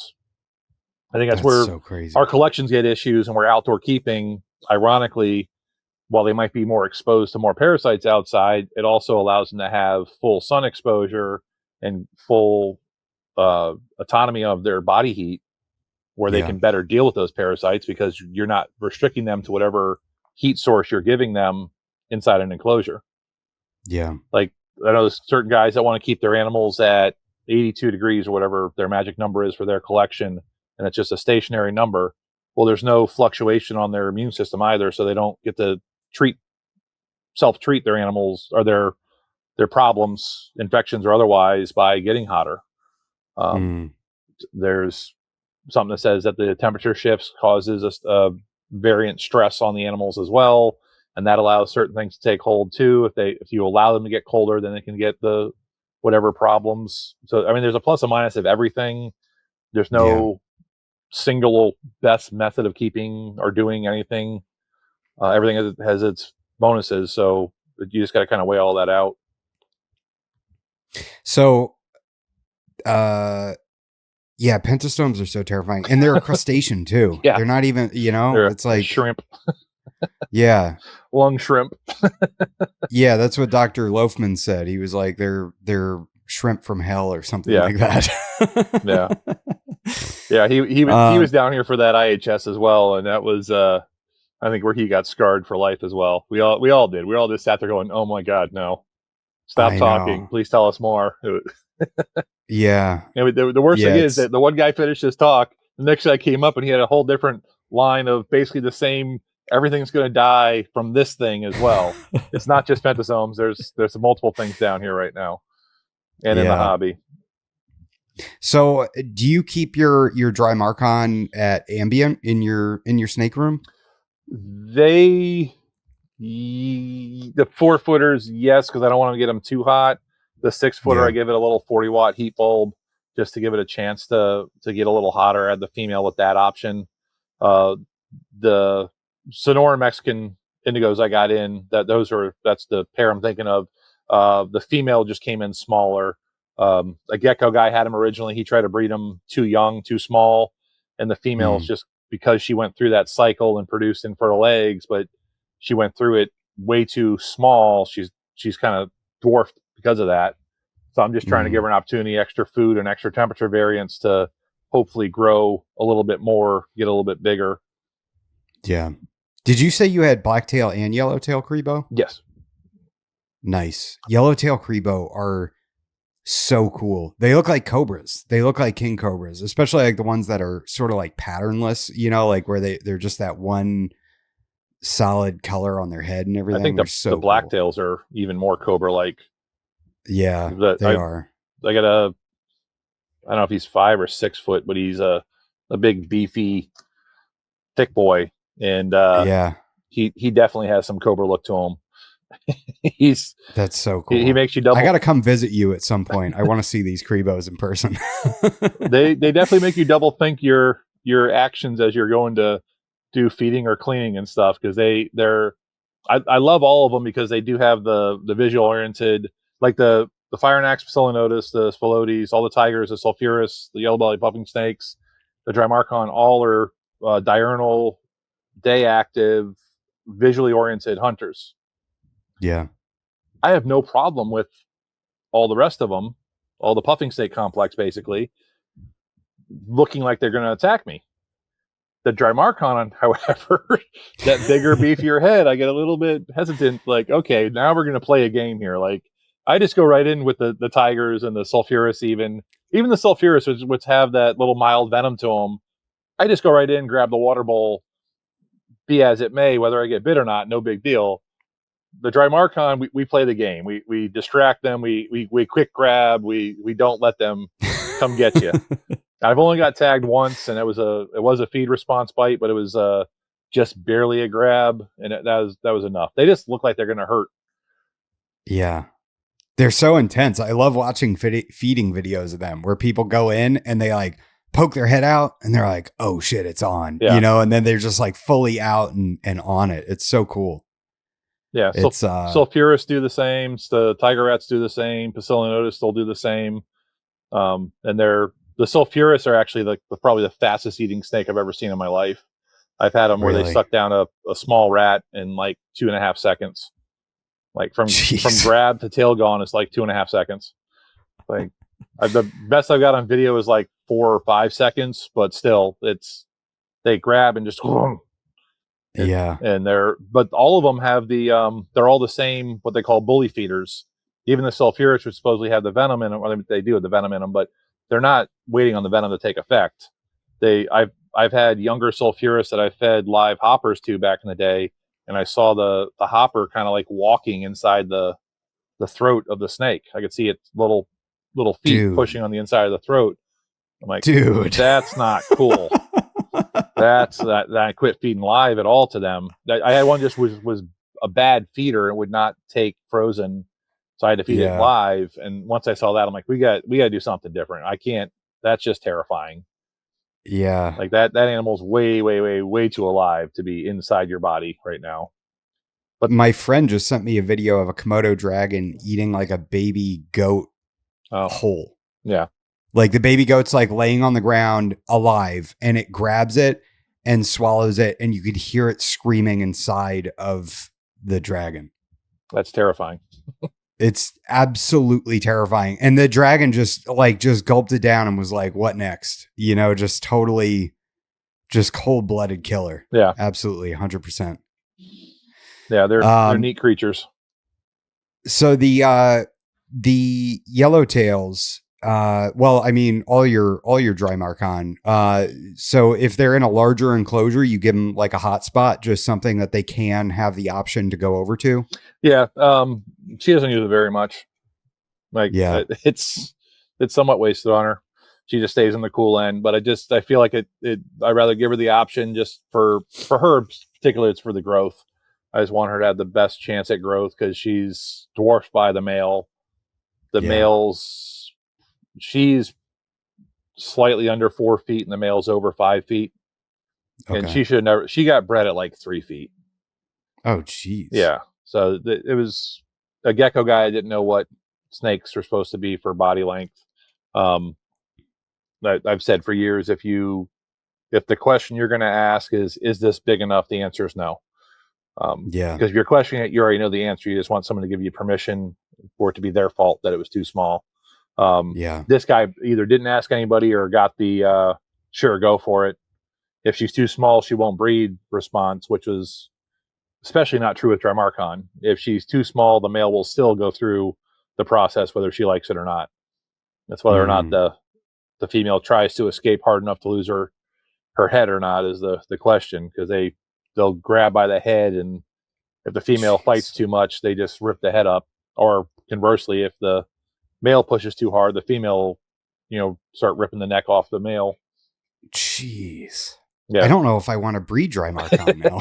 It's not. I mean, if you're doing it the right time of year and you're cycling everything properly, they're going to be fine. The problem is people leave them together too long or put them together too early or something. But you're paying attention to your animals and watching their body condition and their behavior. You're going to know when they're ready to go. Yeah. It's a matter of, I think most of the time it's people that are, it's like, especially if you're doing a large scale, multiple animal breeding, you have to have a pair that's not ready, but the other ones are. And you're like, well, let me sew this pair together too. And that's where you end up having problems. Or you have other species that you think, okay, these guys are all ready to go, so these guys must be ready too. And if one of them's not ready, it's not going to be a good time. Or if one thinks it's food time, I give them both food right before I go to feed them, and like the day after I feed them. I don't introduce them the same day because they're on. They stay tuned in to food for a while. So I let them calm down, and I go in the next day and kind of do a quick grab, hook them out, and then put them in the other enclosure real quick, and to keep an eye on them. It's generally right away if they're going to try to go after each other, and you can you'll see the head tilt down on one of them, where they start nose pushing, just like you see on like the classic California King as you're holding the gentle California King before it chews on you. They do the same thing. So as long as you kind of sit there and pay attention for a while. The problem is when you watch them for 5 minutes and you're like, all right, they're good, and it's 20 minutes later when they decide that they're not good. So, can you walk me through how you cycle them? So, and if you're in like one big building, you have to cycle everything at the exact same time, right? The same way, regardless of what the species or genre is, right? Pythons are the big money. The blackheads are the big money in the building, so everything gets cycled like a blackhead python. Plain and simple, man. I should be having a ton of production out of them, and they should be doing great for me, and everything is based on them. But I mean, it's, again, everything I keep is kind of similar general. I mean, most of the hobby is where everything is within the same general niche of the environment, like maybe slightly above or below that niche, but a little bit of cooling on all of them is not really a problem. If it is, some of the animals get heat 24/7 as opposed to just daytime heat. But I try to get the building down as cold as I can get it in Florida, which is sometimes 50 and sometimes 70. And as long as I can get them that cool at night consistently, great. This year, I'm going to put a couple of the blackheads out into a different building it's still spray foam insulated, but doesn't have all the other animals in there. So I think part of my issue in my main building is all the lights come on and the entire building temperature goes up because the sun hits the building. So that's one aspect, and all the lights on the inside are heating as well. So I'm dual heating the building inadvertently, and the whole building temperature goes up too much. I have a separate building I'm gonna try them in just to see if I can get them there, because I haven't built the outdoor enclosures yet. But anyways, everything gets down as cool as I can get them during our so-called winters down here, and I give them Yeah. daytime heat so they don't, because we don't, not staying consistently cold. You need to give them daytime heat to fight off any infection type stuff. Either they have to be fully cold or have heat. They can't be Yeah. that in between. I think where people have problems, especially down here in Florida, where they're we're at 70-ish, and Yeah. that's not good. Yeah. 60. I feel like I had cut my diamond pythons off when we got that cold snap. And now I'm feeling like I should give them more food because it's been so warm, you know? Yeah, that is the other It, problem. yeah, it's like I'm really looking at the weather. I'm like, all right, is it going to be warm for the next 2 weeks? Because if it is, I'll throw you a rat, you know. But I don't want to. I cut them off, and now it's like it's hot as hell outside in the sun. You know, it's like their basking spots are getting really warm, so I kind of need to feed them. Oh, You know, we have a cold front coming in next week, don't we? God, I hope so. Yeah, I believe we have a cold front next week. But yeah, I try to look at the 10-day and just see what our 10-day looks like. If we're going to Yeah, have good temperatures, then everything keeps getting food, and if we're not, then I just feed the babies. Whatever's on constant heat gets some food. But yeah. even then, with the room getting down to the 50s, sometimes I don't feed the babies as well. Just if I'm going to get a real good cold snap, nothing gets fed. So it's a lot of playing it by ear and figuring out where the temperatures are going to be. So with the black-headed pythons, you cycle them. Obviously, they're getting big dips. You're taking them off food, right? And so you're doing like food temperature cycling, and then once they get together and they've locked, and then you get your ovulation. What How are you incubating your eggs? Because I was kind of blown away. Like, I had Derek Roddy on, and he told me that he puts them in a container with nothing with them. Like, how do you incubate your eggs? So ironically, I did better the first half of my breeding life cycle with them. Like the first clutch I got was it was 21 eggs, 14 were fertile, and I hatched 11 of them. I lost 3 eggs. Mm. After that, I think it was like 7 for 7, and then basically I would lose maybe 1 egg. There's a lot of misinformation on the blackhead eggs. The idea that they're super moisture sensitive, I think, is not true.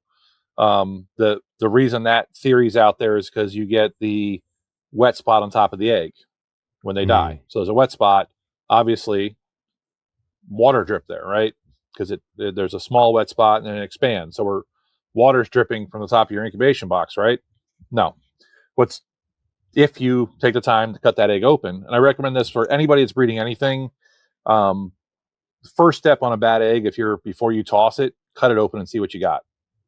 Like, learn what your eggs are doing, learn where they're at deposition when you get them at first, and learn where they're at when they fail. Because if you don't know if you had development between deposition and failure, you don't know if you did something wrong. So what I did learn over the years is, I was told it's the wetness. So, and I did have wetness inside my egg boxes. I did them way wetter than I do now. I did perlite with deli cups, light diffuser, but the perlite was fairly moist, like probably a half cup of water in the bottom of one of the big click clack lid Rubbermaids. I have a FedEx truck coming and 3 dogs, or it's about to get loud, I think. But I would get water inside the enclosure, so I'd be in there every day wiping the water down and getting as much water removed as I possibly could. And then I would occasionally get the wet spot on the egg that would expand, cut the egg open, find out that probably 70% of the time, 80% of the time, it's a squiggle of an embryo. The length of incubation didn't matter. I had the same squiggle. And I think that is from the egg being dead at deposition. So when it was laid, something went wrong, either prior to the egg being laid or during the egg being laid. That embryo died, and the egg looked good until whatever stage it didn't. But by cutting it open, I found out I had no development. So that embryo never developed. And at deposition, the embryo is fairly well formed in a blackhead egg. If you corn snake egg, if you've got, when they're laid, it's just a yolk. You don't have any embryo development. That's what I mean. You got to kind of like find out where your eggs are at. But if you're seeing loss with the blackheads, the majority of them were at that stage. So we didn't have incubation failure. We didn't have water touching the egg. It was just that the egg itself had died. So I don't think the moisture is as big of a deal for them. But to Derek's point, they are giant eggs with a crap ton of moisture in them. If you have a completely sealed box, there's enough moisture in that box from the eggs. I do add moisture to mine because I have a large incubator. That incubator is heated. Yeah. And when there's, I turn it on beforehand and it stays on. I leave it on later in the season just in case something else comes. I have turtles and other stuff that I can throw in there as well. All that time it's being heated, it's drying out, right? So there is evaporation within the box. It's a wood incubator for me. So that there's one of those things where your limiting factors in what you have for an incubator is incredibly important to you. If you have a PVC enclosure, you're not going to have the absorption of moisture inside that enclosure as much, which is good and bad. If you have too much moisture in the PVC incubator, then you have too much moisture and you have to deal with the moisture inside the incubator. Whereas mine, it's drawing it out inside the incubator, so that it's a positive, negative there. That just depend how you handle it. All that said, I throw in water on the bottom of mine. I got pothos outside, so I grab a couple pothos clippings, throw it in the water, so it also aerates the inside of the enclosure, gives it more oxygen in there, and also the pothos itself is going to allow evaporation from the water into the enclosure. I spray the entirety of the enclosure's walls down with water before I turn the incubator on, just to get a moisture set on the outside of those walls. And then I put my eggs in there with a little bit of moisture inside the bottom of them. And I just use was it 6 or 8 ounce deli cup? I do 4 scoops of perlite to a quarter to a third a cup of water, and that's all my moisture. And that seems to work great, or did. But I was having 30 eggs a season, and it was fine. Whoa. When I dropped down to the last couple seasons of having 7 or 10 eggs, it was not fine, and they were dehydrating. And I realized it's because while the entirety of the incubator is full, and I have 30 eggs giving off moisture, I have that much moisture in the air. When I had less eggs in the incubator, there's less moisture in the incubator. And I'm very attuned to the fact that the drier your egg is at hatching with the blackheads, the less bloated the animal is when it hatches, and the healthier and quicker it feeds. So you see those classic pictures of the blackheads when they hatch out and they're this big bloated water balloon. That's literally what they are. And you see it in colubrids, you see it hognose breeders. They incubate incredibly wet a lot of times. And you see their little sausages of hatchlings pop out, and they're like twice as wide as they should be. And then you see them. The same person will post a picture of that animal a month later, and it's way thinner.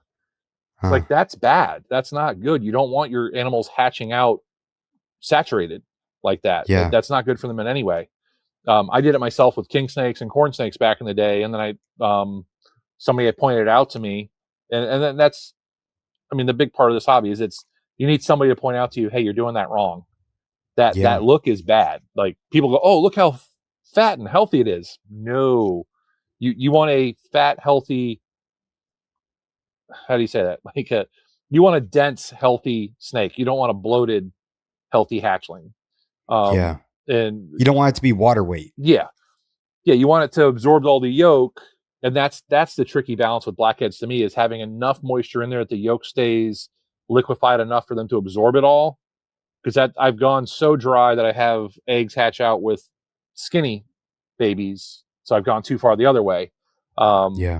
those skinny babies tend to eat quicker because they have to, because they didn't absorb all the yolk they needed. But then I also have some full term deaths because they didn't get enough nutrients. So there is a happy balance there of how much moisture you need in there. But I'm basically, all that to say, I'm leaning back towards having more moisture in the enclosure or in the incubator box going forward to maybe get them a little bit more dense, a little more waterlogged, but not to where they're absorbing all the yolk, but not so much where they're bloated. Yeah. But it's what I'm trying to say though is there's lots of misinformation out there, and just by like what I said, if you cut the eggs open, you cut through the misinformation, because the if you start changing your incubation methods because of failures, but the failures weren't yours, well, they were yours, but they weren't incubation failures, then you're changing the wrong thing. NPR had somebody on a couple of years ago, and it's again one of these things that's so stupidly obvious. Like with Ron, putting plastic over an enclosure will allow them to have more heat. Duh. Yeah. But no one was doing, or somebody was doing that, I'm sure, but no one was talking about doing that. Yeah. Somebody was on NPR and they're like, if you have egg failures frequently, and he kind of went through the same spiel, like cut your eggs open, see where they're at. If you have a failure 3 weeks in, but it's that the embryo never developed, that failure was not during your incubation. That failure was during your care of the mother. So you're fixing the wrong section of problem. Your incubation is pretty cut and dry what you need to have. You have the right temperatures, you have the right humidity, and you leave them alone. There's not a lot to screw up there other than temperatures or humidity being wrong. But with the mother, if you're not giving the mother the proper temperatures, that's where you're screwing it up.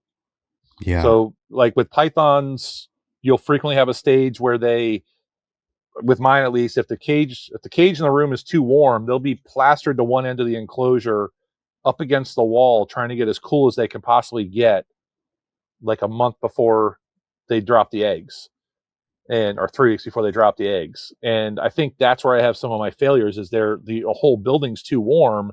They're doing their best to get away from the heat, but they're not being allowed that opportunity because of temperature cycles or whatever else. Where in the wild, they would go into a hole, they would do whatever they have to do to get away from the temperature, because they need their body, they know where they need their body to be. They need it to be cooler at that moment. And we don't afford that opportunity to them necessarily. Wow. So I think the other reason I had better success is previous I was in Chicago, and they had basically a hotspot, and the rest of the room was 50 degrees because it was winter in Chicago, and that was easy to get my 50 there. Whereas here, my 50 is not available, and 70 sometimes isn't available, and sometimes 80 is only attained by air conditioning. Yeah. Midwinter, mid-spring, where we got some 85-degree days down here. Oh yeah, for sure. Well, I've talked to people about the black-headed pythons, and they seem to really love the heat, right? So, but is it the opposite when they're gravid, where they actually want to get away from the heat? There's a stage with all pythons. There's a stage where, for whatever, I don't know what's going on at that stage, but they, like I said, they just go to the cold end of the cage. I don't know if it's during fertilization or what that little moment of time is, but it's for like a week, where they want to be away from the heat, and they want to be cooler. So yeah, they hug the heat during egg development, but there's, like I said, 3 weeks to a month before they drop the eggs, whatever's happening at that life stage inside of them, they're trying to get cooler. So I've seen it in carpet pythons. And I think I've seen it more frequently because my building is just warmer right now. So if you're doing better on giving better temps to them, you probably don't notice it as much, but they'll be under the heat, and then boom, they're in the cold end of the cage for a week, and then they're back to the heat. Interesting. So you got to give them a gradient, yeah. Wow. Huh. That's really interesting. And could you describe your incubator again? Like what does it look like? It is a plywood box I got from a lady named Joan Moore, who's a Chicago area legend. She had some of the biggest of every species she kept ever seen in captivity, and she hatched everything you can think of before other people were doing it. Like she was a real groundbreaking woman, hatching out things that other people just weren't doing, or doing it at the very beginning of everybody else doing it as well. She just didn't get a lot of the love. She passed recently from cancer, but she was a spicy little creature. she if you were on the Fieldthorpe forum back in the day, she posted as Pollyanna, and she would get on there and tell people how stupid they were for their stupid comments, and people didn't appreciate that. And the bigger problem with Joan is she was generally right, like 90+% of the time she was right, because she was a brilliant woman. But anyways, I helped her move, and she's like, I don't need this incubator anymore. I'm not breeding that much. Do you want it? And I'm like, yeah, I guess so. Why not? I'll take an incubator. Huh? And it was just this crappy pine wood box. I'm like, so what have you incubated in this? And she started giving me a list of everything. I'm like, wow, really? She goes, yeah, just put a little water dish in the bottom to keep the humidity up in there, and it's literally got 60-year-old heat rope in it, like pipe warming heat rope. Oh my traced God. throughout. It's a complete fire hazard, but it holds temperature perfect. It's got a big plexiglass front door, and I just started incubating with that, and it works. Like, incubators are just a box at the end of the day. That's what she said. She goes, what do you want that $1,000 incubator for when this one works? And some guys do it with coolers. Your incubator is just a box. Like, you can get all crazy into details with them, but you got a box in a room that's got a certain temperature, and you want the temperature inside the box to be a different temperature, so you get enough heat in there, and you should be good. So I have the heat rope. When I was in Chicago, I added a couple Reptile heat mats to the back of it just to get a little more heat. There's no fan inside of it, so some years I'll switch the boxes from top to bottom during incubation just to give them some different temps. And one thing I do that most people don't do, I started doing it because my buddy Gavin Brink, also a person that people loved or hated. Those are my favorite people. Also someone completely brilliant. He was just screwing with me when I was incubating some carpet python eggs. He goes, the new herp stats, because he was good buddies with George that worked on the herp stats. He goes, the new herp stats have a night drop feature. I'm like, yeah. He goes, you need that in your incubation, man. Eggs don't just stay at constant temperature. You need a night drop. You need a night drop. And he kept busting my balls so much about it. I'm like, all right, fine, I'll do a night drop. What do you think? He goes, yeah, you should set it to, he was always into these very specific numbers. So he's like, set it to 87.7 with a 1.7 degree night drop. I'm like, all right, man, I'll do it. And it was, not that a clutch of carpet python eggs aren't something I want to hatch, but it wasn't the end of the world if there was any issues either. And I'm like, I'm just curious how it's going to work out, because it's still, I didn't think it'd do anything, honestly, is really what it was. I didn't think that 1.5 degrees of temperature change would do anything at all, but I'm still well within incubation ranges for the species. Like, what do you got? 84 to 88 is where people recommend in. So I'm at 87, almost 88, down to 85, 86 degrees. Who cares? Yeah. So I'm doing nothing is my thought, but I'm appeasing Gavin's craziness. And, why not? Let's see. What happened in that was there would be a general drop in temperature overnight as the temperature cuts off it from the 87 down to 85. That minor bit of fluctuation would drop down. And then when the heat kicked back on, it'd be at once. So it would be like the sun coming up. The heat would go up right away. And that little bit of heat variance in an enclosure that already has a bunch of moisture would cause the humidity to cycle. So I'd actually see, if I woke up before the temp change, the moisture would all be at the bottom of the because I have clear boxes I'm incubating in. I would see the moisture at the perlite line at the bottom of the thing, and then like an hour later, I would see it kind of seep, work its way up the side of the box. So it actually it allowed me to have less moisture in the incubator container, but cycle that humidity in the incubation chamber just through the night drop. And I think it feels, no evidence whatsoever, it feels like they're hatching a little healthier because of it. Like I think that it does a little something for them. Because incubation is not going to be constant in the wild. It's going to be within a pocket where the range is good. It's going to cycle night to day. I mean, he was 100% right in everything he had to say in reality. And when you he would also pull studies of, because he was a giant nerd in all aspects of life. He would pull studies from people that had incubation probes in wild nests, and he would say, look, here it is. Here's the range of temperature this nest saw day to night throughout its incubation. Why would that not be the right thing to do? Why would that not be natural? So other people were like, we're doing 87.7, 24/7 till they hatch. Fine. But a little bit of variance, and actually you get, with that variance, you get some humidity variance. And I think in the wild, you probably would see humidity variance on the eggs as well, just because night to day, there would be a change in humidity on them. Wow. That's so cool. And what are the dimensions of this plywood it's a fire hazard? It's a 4x4x2. Okay. And it's got steel rods running across it that the heat rope's wrapped on, and then the boxes just sit on that. And you do that temperature drop now? Like that's just a permanent feature of how you incubate eggs? Yeah. The Herpstat has them. You have to use it. You have to. Yeah.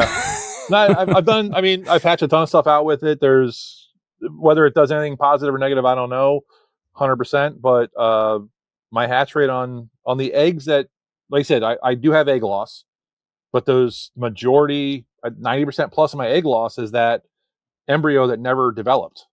I don't have very much egg loss that I attribute to temperature. I do hit, like I said, I had some I got them too dry, like later, more recently in incubation time. In the beginning and middle of so I started breeding them in 2008. So from then until the last, I moved 5 years ago. So until about 5 years ago, my consistency in hatching them out was like 90% plus. And especially if I eliminate those, if I'm not counting the ones that are dead at egg laying, then I'm at 90% plus for sure. So I would lose 1 out of 10 eggs, maybe. But most people are not doing that with blackheads. They're losing multiple eggs out of a clutch. And there'd be plenty of clutches I would lose nothing, but I would lose probably 95% on the hatch rate. So I'd have plenty of clutches where I didn't lose anything, and then a couple clutches where I would. And I think I pissed off one of the other podcast hosts because he kept losing another species. And I said, it's not the incubation. The incubation's easy. Incubation's stupidly easy. Most people don't understand how to incubate, and they do too much with incubation. They add the fans in, they put all these holes in. And most guys that I've talked to, especially with blackheads, where like they're having problems, I've talked to guys, and I've one guy, Ryan, he was having a horrible time with them. I talked to him, pointed out, let's eliminate these holes. Let's do this. Let's do that. And from that point forward, he's hatched out 90% plus. You just eliminate when people put too many holes into an egg box. Now you have evaporation out of that egg box. So then you have to add more moisture because you got to compensate for your evaporation. Like, don't do that. Like, let's eliminate those air holes. So now we can put less water in there, so we don't have to worry about drowning the eggs or too much humidity. Like, you know what I mean? Like, you bring your variables, you figure out where you need to be, and you set there. Don't increase your variables by adding extra air holes. I mean, I'm saying that after telling you I do a night drop, but I do understand the irony. But the night drop doesn't do anything to really bother my variables. But fans, air holes are like the two biggest things I see people fail at. And then just bad temperature. Some guys just have weird temperatures. They get told by somebody they run with, like either too hot, too cold. Yeah. Man, that's so interesting. So this wood box doesn't have very many vents or anything? None. And do you ever like open the door just to let fresh air in for air exchange? Yeah, I check them generally when a clutch hatches. I check them the first 3 days to see if I have any obviously bad eggs. Check them all for veins. And I'll check them for the first 3 days to a week for veins. And then after, with blackheads, you have loss within the first 2 weeks. If you have any dead laying eggs that go bad right away, you lose them that first 2 weeks. If they make it 2 weeks, they generally are good till about 30 to 45 days. So at that point, I'm checking, if that's a single clutch I have, I check them every 2 or 3 days just to wipe down excess moisture, just make sure I don't have anything as a problem. So I'm opening the box for that. plus like where the rods are through the side of the walls, that's not airtight. There's gaps there. So there is Sure. air exchange in there, but it's very limited. And I don't put any holes in the Rubbermaid. All you think is click clacks. That's the Australians call them. But the ones that have the little Yeah. clamps that clamp down on the side of them.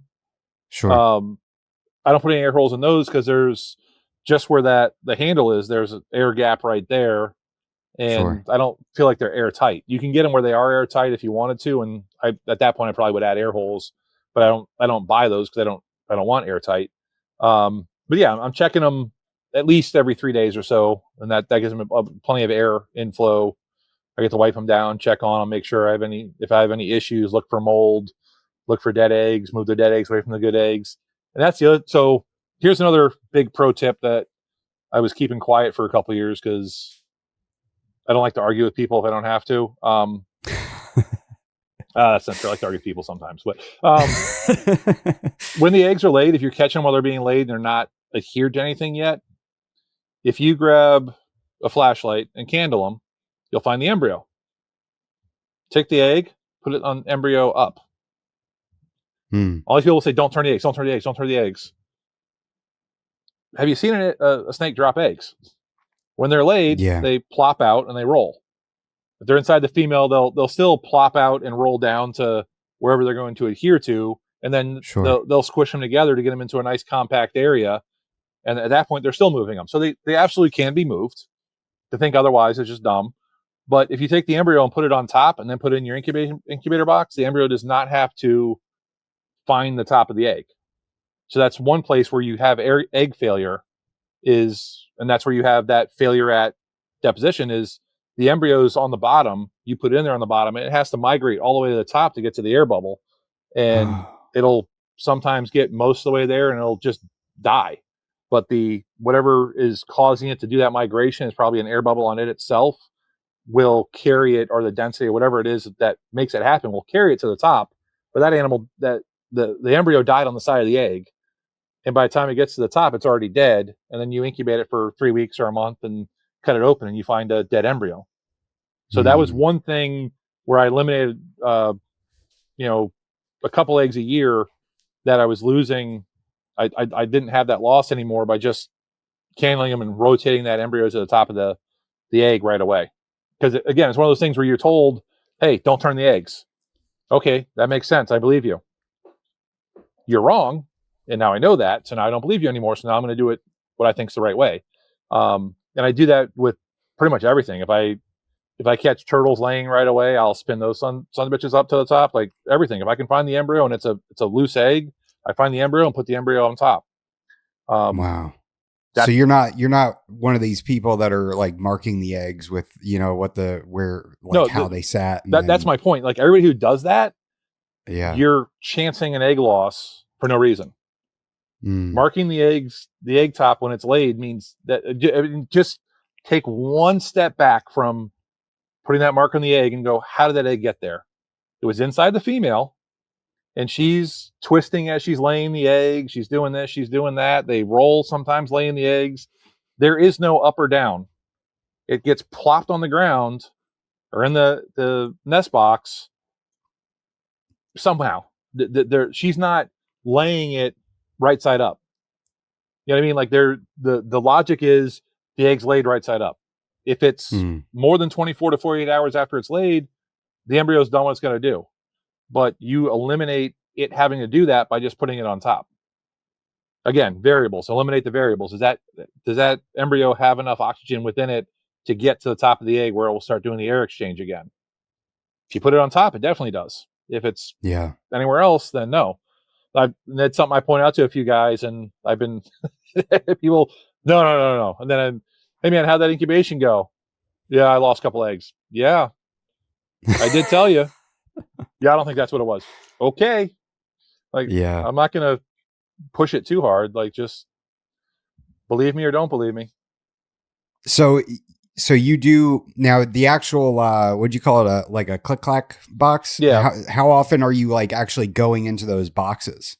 Look, I'm doing like every 3 days or so. Like every 3 days. Yeah. Okay. I'm trying to think of the name of it's a Rubbermaid. Mermaid snap lid, I think. Okay. It was one of those. Let me put my glasses There's back probably on to read it. people. There's probably people screaming at their Yeah, radio or whatever their screen and saying it's called whatever. yeah. I don't even see them right here. It's the lids, like you see the little kids keep their little whatever in with the little handle in the middle of it. Yeah. So it's a opaque lid, usually blue or gray, I think, and they got little yellow snap downs on the side. They're probably I don't know, 6 to 10 quart container, somewhere in that range. Okay. So a little bigger than a 6 quart container, a little taller, a little wider, a little longer, and they got the little snap down handle lids and the handle on top. I've never trusted the handle when I have eggs in them, so the handle is just what comes with the box. I pull them out by the bottom, but otherwise, I mean, uh, you're putting a box in a box, anything will do. I don't think that matters that much. I just like that particular one because it secures them, and blackheads are kind of big when they hatch. So if you've got a Yeah. loosely secured lid, they could push their way out, but still they're in a box, so it's not the end of the world. Do you think that the babies, like the black-headed python babies, like absorb so much water because they're like an arid, kind of environment species that they need to like take advantage of water when it's available? I think they're absorbing a big hunk of yolk, and they should hatch out with a fat yolk belly, Mm, but not a fat bloated snake. So they should yeah. have a bit of bloat to their belly area specifically, not the entirety of the snake that you see where they're waterlogged. And yeah, I do think that's another thing. I went from 6 quart containers for hatchlings because that's a baby rack, right? Our baby racks are 6 quart containers. That's someone decided that, so that's where they go. Yeah. I don't know why. Like, why does a corn snake and a reticulated python go to the same baby container? How are they the same at all? And then, like, someone pointed it out to me one day. It was like one of these other very smart, sarcastic assholes of one of my friends. And I'm like, it's a good point. Yep. So I would move to the Yeah. V28 shorts for the baby blackheads, just give them a little more floor space. I think that yolk is for them to disperse. Not so much the moisture. I think the moisture is us putting too much moisture into the incubation. But I think Yeah. the thick yolk belly is for them to get dispersed and away from each other, so they have more energy to get further away from each other because they are in a desert environment where there's limited food sources. You only have so much food per square kilometer or whatever, however you want to measure it out, per acre, Yeah. whatever you want to say. So if they're on top of each other, they're going to be competing for food sources. So I think you got a good hatch out energy source to get going. And when we don't give them a big enough enclosure, I don't think they work that off as well. So I had them in some 4-foot enclosures. I was actually going to try to find some really tight fitting the bigger adult containers. What do you call them? That V90. Is that V90? The big V70. 3.5 foot long drawers. Yeah. Yeah. Just to try to set them up with that so they can cruise an entire drawer and actually, because you think about a black-headed python's over 20 inches long or around 20 inches long when it's born, and a 6 quart, Yeah. it can't even straighten out. Yeah. Just one of those things that, like I said, somebody just pointed out to me one day. They're like, hey, you got a baby that can't even straighten out, and you wonder why it's not feeding? Like, it's a good point. So Yeah. the V28 shorts, at least they can go front to back and have a couple inches of space before their tail leaves the cage wall and their nose hits the cage wall, and across it gives them crawl space. Yeah. So they get to work That's some of that yolk interesting. off. I put them in, like I said, bigger enclosures. I did some in a 4-foot vision. The glass, I think, gives them too much of a opportunity to escape. There's too much glass gap with them at that size. Yeah. So not 100% recommended, but the ones I did like that, I had a couple that started eating right away, which Really? there's always a couple. If you have you have 2 to 3 clutches of blackheads, you're going to have 1 or 2 that are just going to eat. If you with Really? that number of babies, Because I've always heard that they all need to be force fed. Right. So that's where I'm kind of going, is the over moisture, high moisture content of the incubation cause them bloated, not enough space, all that. I think all that leads to them not wanting to feed. And I don't know what they want to feed on, because Yeah. that's something else. I had a buddy that did some gecko breeding, and I had a blue tongue that freaked out and dropped a tail on me one time. And I tried feeding the blue tongue tail to both babies and adults. They wouldn't touch it. I know they eat blue tongues in the wild, but they wouldn't touch the tail for whatever reason. I've tried bearded dragon scenting. I've gotten bearded dragons that were deformed and tried them. They wouldn't touch them. Various Australian geckos, they wouldn't touch them. I don't know what the hell they're eating in the wild. And I've had guys contact me from Australia and be like, "Hey man, how do you get yours going?" I'm like, I do That's quail. crazy. Like, what are you guys doing? You're the ones that should be the experts here.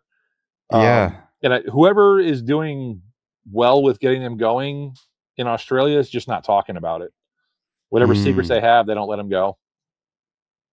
So for the most part, they need assist feeding for a while, and then they do pick up. But I think, again, part of that is just our housing, our incubation, and probably our temperatures. If we probably get them a bigger enclosure with a higher hot spot, but allowing them to get back to a cooler spot, I think we would probably do better with them as well.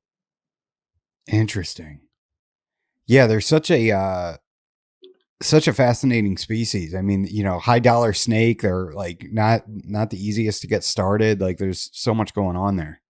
Well, they're cheaper than womas in Australia. Womas are a higher dollar animal over there. Isn't that crazy?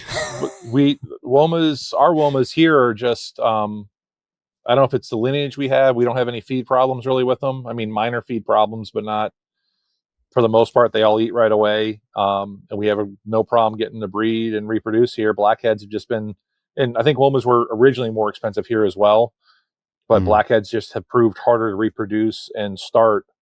And the people who are good at it don't necessarily stay with them. So there's been a few guys who have been good at it and they've moved on, or in my case, moved and now had problems with getting just eggs. What was that like, moving with an entire collection? From Chicago to Florida, a much bigger problem than I moved 30 minutes down the road from my other place. So I did in multiple trips, but the trip from Chicago here was terrifying. Yeah, I bet. And then how many animals, do you mind, like, if I ask how many animals you had when you moved? A little over 100. Wow. So I had all my stuff and all the cages in the back of the thing, and then all the animals up front with me. And I moved midsummer, June or July. I don't remember which. Whatever it was a horrible idea. don't go from Chicago to Florida in June, July, or August, but that's what I did. And the AC in the U-Haul went out in Atlanta. You got to be shitting me. My feet were 115 degrees. I kept gunning my feet. I kept stopping and getting cups of ice and throwing ice on top of the animals just to keep them cool. So I had them all up in the front seat with me. Had to have the windows down, and it was 90 degrees outside too, but it was 90 outside was cooler than inside. I also, as far as eggs being moved, I had a clutch of Bacillinotus with me that were in the front seat with me. All the bouncing of a U-Haul truck, because U-Hauls are not the greatest of suspension. Heavily weighted down back end and front end, and I'm hitting all these bumps everywhere. 100% hatch rate on those. So what? Yeah. That was like the one single clutch I had left. It was a double clutch, and they all hatched out perfectly fine. Wow. Yeah. And all the animals made it okay? Yeah. I lost more animals moving to Chicago than moving back from Chicago. So wow. My first night in Chicago, the room I put everything in, I closed the door. It got up to 115, 120 degrees in there because it was force blown air, and my neighbor had the thermostat. It was like an illegal apartment. I had a giant 1-bedroom apartment, and they had a fairly large 2-bedroom apartment. It was supposed to be one massive 3-bedroom apartment, but they threw a wall down the middle and split the kitchen. And so we each had a kitchen and bathroom that backed up to each other. They just split the plumbing and then made my side an apartment and their side an apartment, but they kept the thermostat. So she opened the window on her side to smoke. I found out, I learned way too much about that couple. They, the husband didn't want the boyfriend, whatever, didn't want the lady smoking. So she would smoke hanging out the window when he wasn't home. So she left the window open to let the smoke smell get out of the house, and it cooled her side down, but my side had all the heat. And I actually woke up that night a couple times sweating, and I thought it was because I drank so many energy drinks and everything on the way up, because I was just trying to get through. Vehicle full of animals. I just wanted to finish that drive, make it in one shot. So I drove in one shot by myself from Florida to Chicago, and it was like 26 or something hours of driving, because also it was a governed motor on there where I couldn't go over 65. It was a terrible trip, but I was pounding energy drinks. So I woke up sweating. I'm just like, wow, I almost killed myself. Great. Let's drink some water, went back to sleep. And the next morning I woke up, I lost 80 animals overnight. No. Yeah. I had a Scarlet King snake that I just posted on the Jeff Corwin, actually used it on the Jeff Corwin experience down here in Jupiter way back in the day, where he had a coral snake and Scarlet King in his hand at the same time. That was my Scarlet King. And that Scarlet King was just a amazing, unique creature that was like a corn snake in hand. If you ever dealt with Scarlet Kings, they're never like that. They're always squirmy, bitey, poopy pee things. This guy never did that. He was like 24 inches long. He was just a gem. And then I had a bunch of South Florida Mole Kings. I think I had 10 or 12 of them. I lost all of them, lost a bunch of Honduran Milks.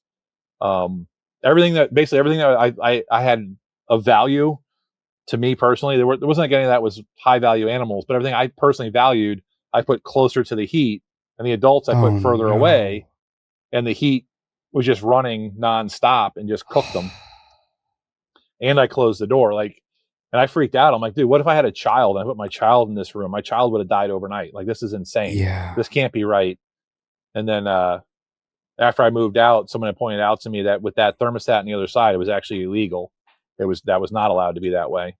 They needed to go in there and do a separate heat system for each unit, or separate controls for each unit, just to be able to make it legal. But I already moved out. Yeah. And value of reptile life is not very high on the legal system, so I didn't bother pursuing it. Yeah. Oh my God, 80 animals. That's insane. Yeah. So I was very prepared on the way back down here. I had a lot of things I thought about and tried to make sure where the animals were going to be and kept them cool and everything. And then when that AC went out, I did start losing my mind. It was not cool. Bet. Literally. Yeah, literally. No pun, but yeah. Oh man. Well, I'm glad everything made it down here and the eggs hatched, and here you are. You just gotta, so now it's just the game of finding the rhythm of that room, right?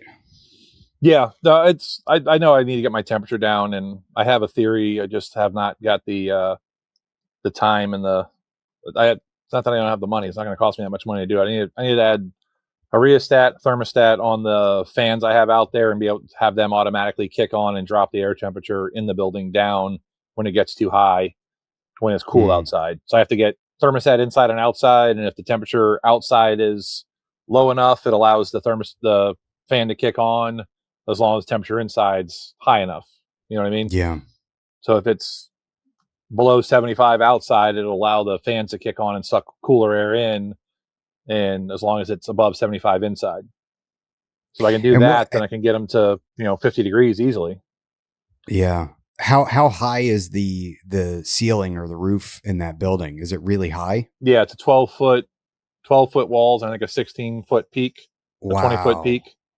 Yeah. So if you run the AC, you're basically just trying to cool off that empty space up there. Yeah. Yeah, someone else pointed out to me I should probably go with a drop ceiling in there or something. But frame it out or something. Where the AC was installed is actually higher than where I would want to put the drop ceiling. There's already lights in there, and the lights are all at 12 or 13 feet. The AC is at 12 or 13 feet. So I'd have to move all the lights down, all of it's not just a drop ceiling. It's all the electrical and all the AC has to be redone if I were to make that change. Damn. What about the dry Marcon eggs? Are they kind of similar? Where They're like how are colubrids. they to? They're easy. Colubrids are colubrids, bro. If you haven't done colubrids, they're a dream. You just throw them in a box, throw them on a shelf, and check them in a couple months. Nice. Yeah, What no, temperature do you incubate them at? I throw them in my house. So whatever my house is like, I'm a Florida boy, so my AC in my house is 78 degrees. Yeah, Most people up same north here. think that's insane. It should be 72 or 68 or something, but my house AC is at 78, so I put them in a room and close that room off and let that room stay cool. Yeah. So they're What do you run your AC a little bit lower at night to so you can sleep better? I have fans in all my rooms, so I just kick the fans on. Oh, okay. Yeah, I always have a Yeah, fan going. we turn our air down to sleep, but otherwise it's at like 78, 79 during the day, but at night we drop it down to like 72. Yeah, I do the fan because Oth- it seems like it's a little more energy efficient. I already have a $500 or $600 electric bill as it is. If I drop the Yeah, AC to yeah. 72, it'd probably be $700 or $800. I know. I know. I think my wife would strike if I didn't do a temp drop at night. Well, She already complains about the 78. you see that FP&L has its own private bar for politicians and lobbyists up there in Tallahassee, right? Are you serious? Yeah, they that came out. I think the Miami Herald ran the article, and then the Orlando Sentinel carried it as well because of how just ridiculous it is. Because FP&L just passed a rate hike, and Yeah. the legislature going to pass it. But one of the legislators, the guy was interviewing him. He's like, "So we understand you're going to this private bar at the FP&L office."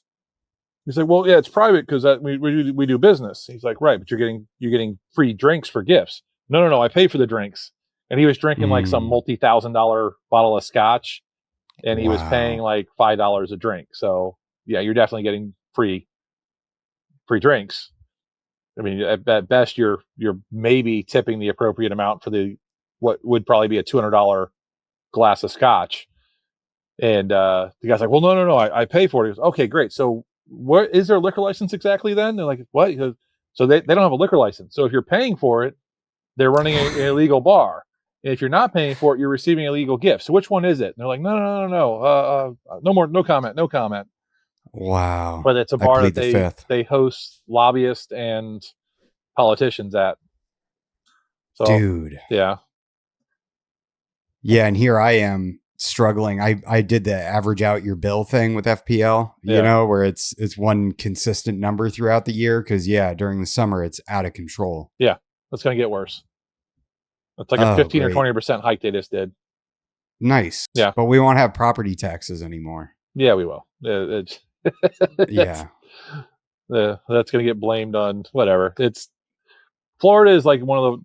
I think probably all states are horribly corrupt, but it's one of these things where because of there's so much politically going on with the reptile community, you Mm, learn you kind of if you stay up on it, you have to learn more about the politics of Florida and like the FWC commission are all appointed by the governor, and they all every single one of them has money that they donated to the governor's election campaign of $50,000 or more, and every single one of mm, them currently is a land developer, and that's who's yeah. controlling what sort of protections we have for the environment in the state of Florida. Everybody that's on the Spring Water Commission is a lobbyist for Nestle, Pepsi Cola, somebody else. Also, all of them donated money Jeez. to the governor. They're all appointed by the governor. So it's all of our everything in our politics in Florida is just horribly corrupt, and it's not Republican, Democrat. They've both done it over the years when either one has been in control. That's how the system's always worked. That's how they get their elections. Their election money is that, well, if you pay us now to get elected, we'll give you positions to control your own interests later on.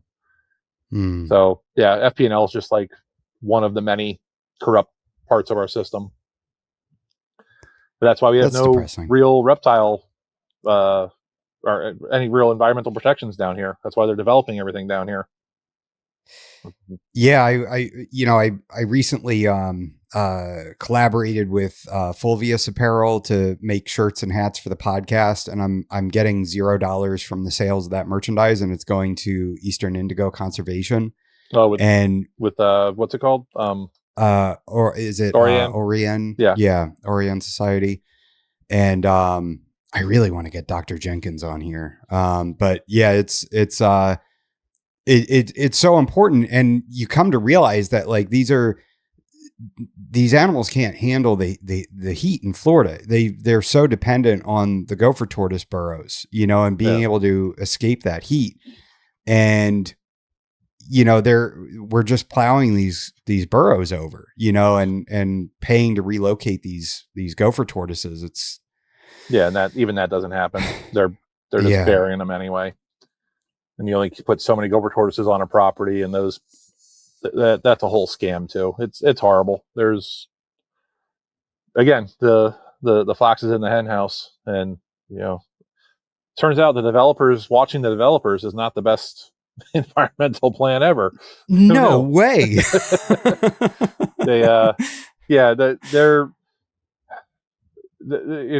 It's one of those horrible things you don't want to think about. The gopher tortoises end up getting entombed in their own burrows and take them up to a year and a half to die entombed. God, and they die dude. with, they survive on their fat stores, just blocked in their burrows, where they can't move, or they can only go so far forward and back. And meanwhile, there's a happy family living above them for 6 months in their brand new home, while that animal's dying underneath them. And the people who should be protecting them from that happening are the developers that are building those developments. So yeah, this state is, it could be great, and there's so much corruption here, and it's horrible. And it's again, it's not even a Democrat Republican thing. If we get a Democratic governor, it's not going to change. It's just going to change which development company or firm is in charge here or there. There'll be a slight change out of this guy or that guy, but most of them are donating to both sides. Like the great Disney battle with DeSantis, that what pissed him off originally was that Disney said, we're getting out of politics. We're not donating to either side. And he went, wait, you're taking our money away? What? Well, guess what? You're not, all this stuff's been wrong for years, and now we don't get money, then we're going to come after you. And that was just how anybody supported that. It's the irony of, it shouldn't have been the way it was for Disney for so long, but the attacks on Disney were because the bribes were taken away.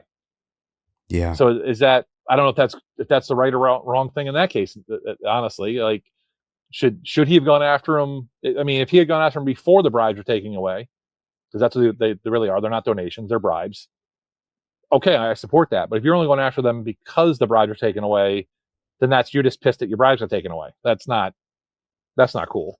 So but that's the whole state's like that, though. There's so much involved. At some point, they made all wetlands the same down here, so they can develop coastal wetlands, because we only had so much coastal wetlands left over. So they're like, yeah, let's make them all the same. And now there's some sort of deal where you can undevelop 5 acres for every acre you want to develop, but you're trading coastal wetlands for inland wetlands, where we have all the swamps in the world in the inland wetlands right now. So we're not gaining 4 acres of wetlands for every acre developed. We're losing an acre of coastal wetlands, which is, I think, 92 or 96% of that has already been developed in the state of Florida. And what little percentage is left, and all the niche animals that are in those coastal wetlands are being developed on top of. Then the people, again, protecting that are the ones developing it. So it's, we the people are not in charge of anything, unfortunately. Yeah. What can we do about it? We have to have a complete change of the Florida political system to do anything. The money's already in there. It's been too many years of too much money involved that there's no way we're ever going to fix anything without out competing the money. So like Dr. Loafman Dex says all the time, we as the reptile community, like you're doing, need to be donating to conservation commissions, conservation commissions, conservation actions somewhere in the state. Yeah. But Yeah. when I was in the Chicago Herp Society, like I said, we made a crap ton of money. So one year, CHS had we made like $50,000 at the Reptile Fest that we ran. Part of that, I had we were getting donations, ironically, from Pepsi, a bunch of water and soda. And when it was an April show, it was a hot April. We sold a crap ton of soda and water, and I had little containers set up there for I called it conservation, hydration for conservation. So you can come get your drinks and then donate to conservation organizations. So I asked the reptile community, what conservation organizations do you support? I'm trying to make donations. Please let me know who you support. A bunch of people came back and said USARK. Love USARK, love Phil, love everything they do. Not a conservation organization. Yeah. Just not who they are. Absolutely support them. They're not conservation. They're protecting our rights as keepers. That's not conservation. A bunch of people came back with animal rescues. Nothing about animal rescues is conservation. Yeah. The baseline story is the majority of our community couldn't even identify what a conservation organization was. We don't talk about it enough within the hobby. It's not brought up enough within the people that are in the leaders of the hobby for the people who don't want to think to even know. And that's really what it is. We have a bunch of people that don't want to think too greatly on the stuff. And those of us that do don't necessarily focus on it enough. Zach's doing a great job on doing that. He does call out for people to do that. And Orient Society was one of the ones we donated to that year, was what made me think of it. But I had to go and search and find places that we could donate to, because same for myself, I didn't have any conservation organizations I was truly working with myself at the time either. So we had to go through and find the Turtle Survival Alliance and the Blue Iguana Conservation. There's all the island iguanas all have conservation organizations tied to them. There's all sorts of organizations out there, but you have to kind of think about what's imperiled and find out who's working with those species and figure out let's support those. And then we made sure to point out to them that this funding came from Reptile Fest, from the Chicago Herpetological Society, as a reptile industry donated monies. Yeah. And it was great, but it's a very small fraction of what they really need to function out there. And that's the great thing, is there's a lot of organizations, a lot of not even organizations, a lot of individuals that are doing conservation events here and there that can take money and stretch it so far. They actually don't need that much money to do what they're doing, and a little bit helps them immensely. Sometimes a little bit is just them not having to pay for their own food that day or their own gas to get out there to do their work, which you think, oh, well, they're doing something, they should pay for it themselves. But there's only so much people can pay out of pocket and still get conservation done. If it's costing somebody $10,000 a year to work on this conservation project, because most people in the zoo and biology fields aren't getting paid well. They're really well educated, and their pay is just not there, because that's a very sought after community. So it's not like a spot where they're making millions and then, oh, now we got to pay for their gas. They're not making millions. They're making really barely above minimum in a lot of cases, and they're out there doing what they want for their heart and soul to be happy. And that even $50 goes a long way. So definitely try to, if you can get people to try to find something like that, like Orient Society does a great job. Dante Fenolio, San Antonio Zoo, he was doing something for frog conservation, in situ frog conservation down in Chile, for the Chilean, the Darwin's frog in Chile. And he was getting a shipping container and wrapping the whole thing inside of it with plastic and making a biosecure enclosure to bring these frogs in that were citrus fungus was coming down and hitting. And he just, for next to nothing, cost-wise, was able to set up an entire biosecure enclosure for them to do breeding projects and everything else within there. And it's like things like that where you got guys who are doing shoestring budget operations, and Yeah. it's out there, but you do have to put some effort in. But our community does not think about that or even look for it or know what conservation is in some cases. Like they don't. And I like literally I've done that. I did that like 3 years in a row, and it actually became like again with my buddy Gavin, we would kind of like joke about it, like, hey man, let's see how many non-conservation suggestions we get this time. And Yeah. it's sad, but it's also kind of funny. We had a fun time with it. Yeah, who ironically who woke me up to kind of conservation and paying more attention to it. I had Bob Vu on of with Bob Balls, Yeah. The ball python breeder, and he didn't. Unfortunately we didn't talk about it on the podcast. We talked afterwards, but like he donates a lot of money to conservation, and that's like one of his big things, and it kind of made me think like, God, I'm not doing anything for conservation. I love these animals. I talk about how much I love seeing them out in nature, going herping and things like that, but I'm not doing anything. Yeah. And you think like, oh, I have my USARC membership, which is important for our hobby to exist. It's so important for our hobby to exist, to continue to exist. But if you want to conserve these animals out in their landscape, you have to find something that maybe you're passionate about. Like indigo snakes are super cool. I saw one when I was a kid, so they're kind of burned into my memory, Yeah.